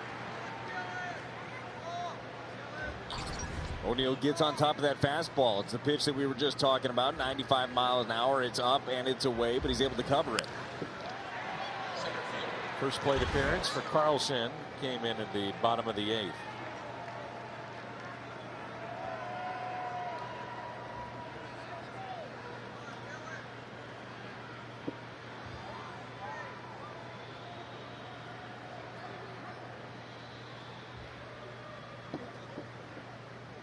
Big shift on the right side.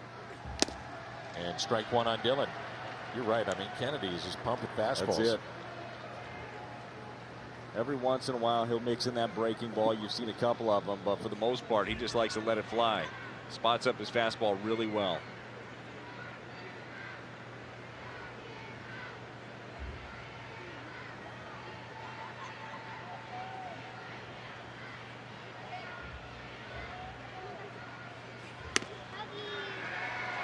Oh, 2.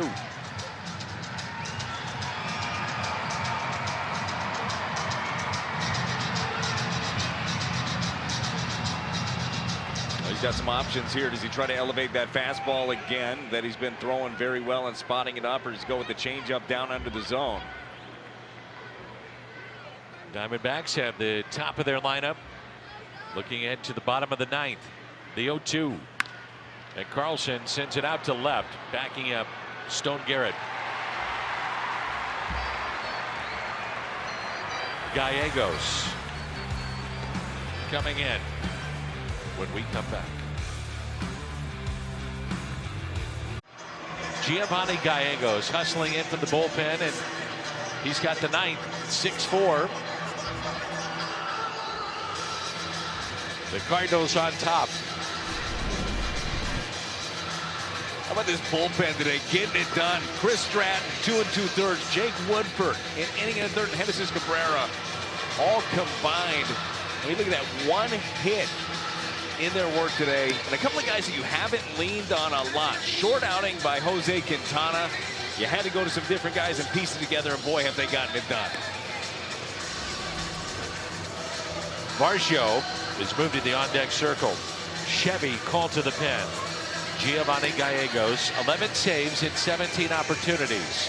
10 pitches last night, and he was as sharp last night as we've seen him. Yeah, he was, and they needed him big time in an inning where Jordan Hicks was just struggling. He came in, left an inherited runner sitting out there. It was a tight ball game at the time. Ended up being 8-7, and he kept it there. Then the Cardinals poured on 9 runs in the 8th inning.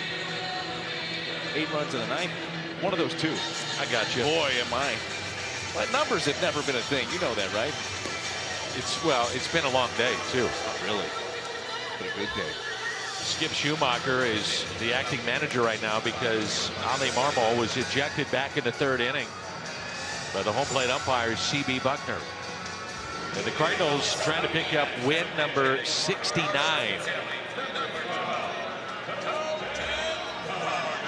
They're trying to make it 7 wins in a row. Well, getting closer and closer to evening things up on the road, too. This is a club that has played so well at home. 40-21 at home. Coming in today, 28-30 on the road.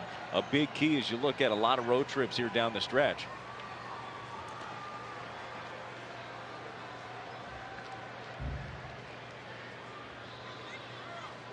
So here is Dalton Varsho coming off the bench. Pinch hitting for Kelly, and the first pitch is strike.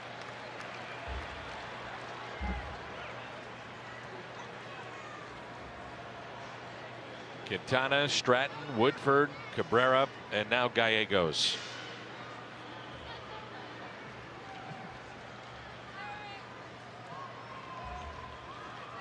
The 0-1. A ball and a strike. Well, this is one of those games that we were talking about yesterday, how the Cardinals had to come from behind, and it was back and forth throughout the entire game until they finally poured it on late. But this is the ability of this club, is finding out different ways to win. Your starter doesn't make it through 3. Okay, now what? They pieced it together well.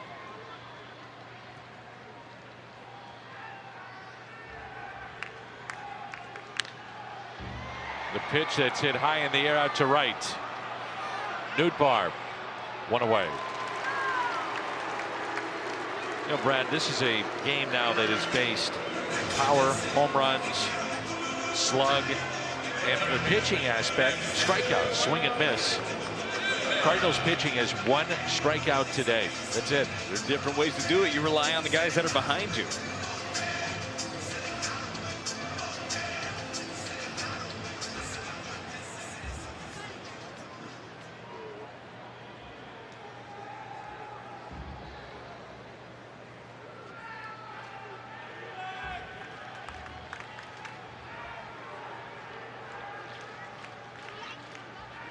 Emmanuel Rivera.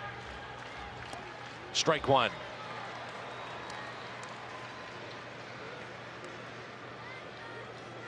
When Giovanni Gallegos, when he is on, those are the swings that you get against the slider. You just can't pick it up, and you get some of the most obscene swings on pitches that bounce off the plate.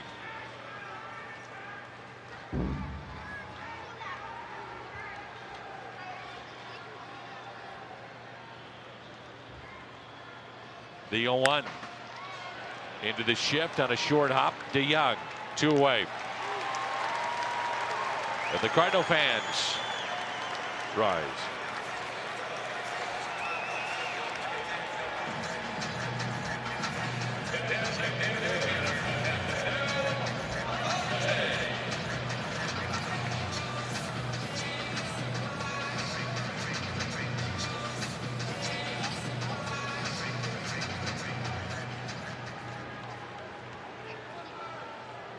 Ketel Marte, 2 outs and nobody on.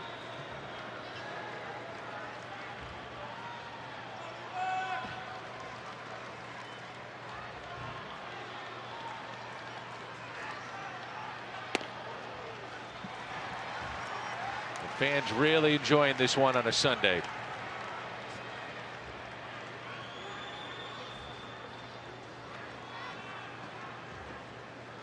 Cardinals trying to pick up the sweep and go to Wrigley with 7 wins in a row.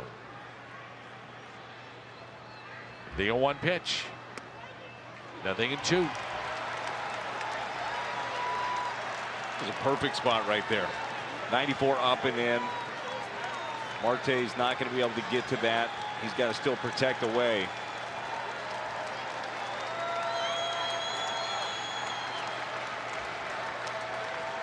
On their feet here in the desert. No balls, 2 strikes. Time called.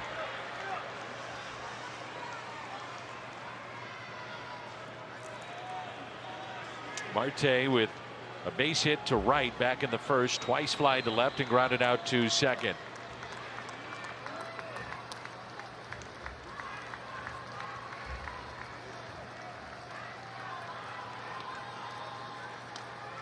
The 0-2. Swing and a miss. He struck him out. The Cardinals have a sweep. They've won 7 in a row, and it's win number 69. They're 69-51. How about that?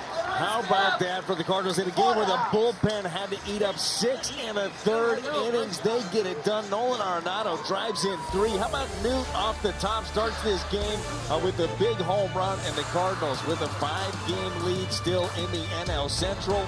Things are looking good. 7th sweep this year for the Cardinals. Don't forget that in just a few moments, all kids in attendance will be able to 6-4 the final. Just go to section 110. And it's off to the postgame show.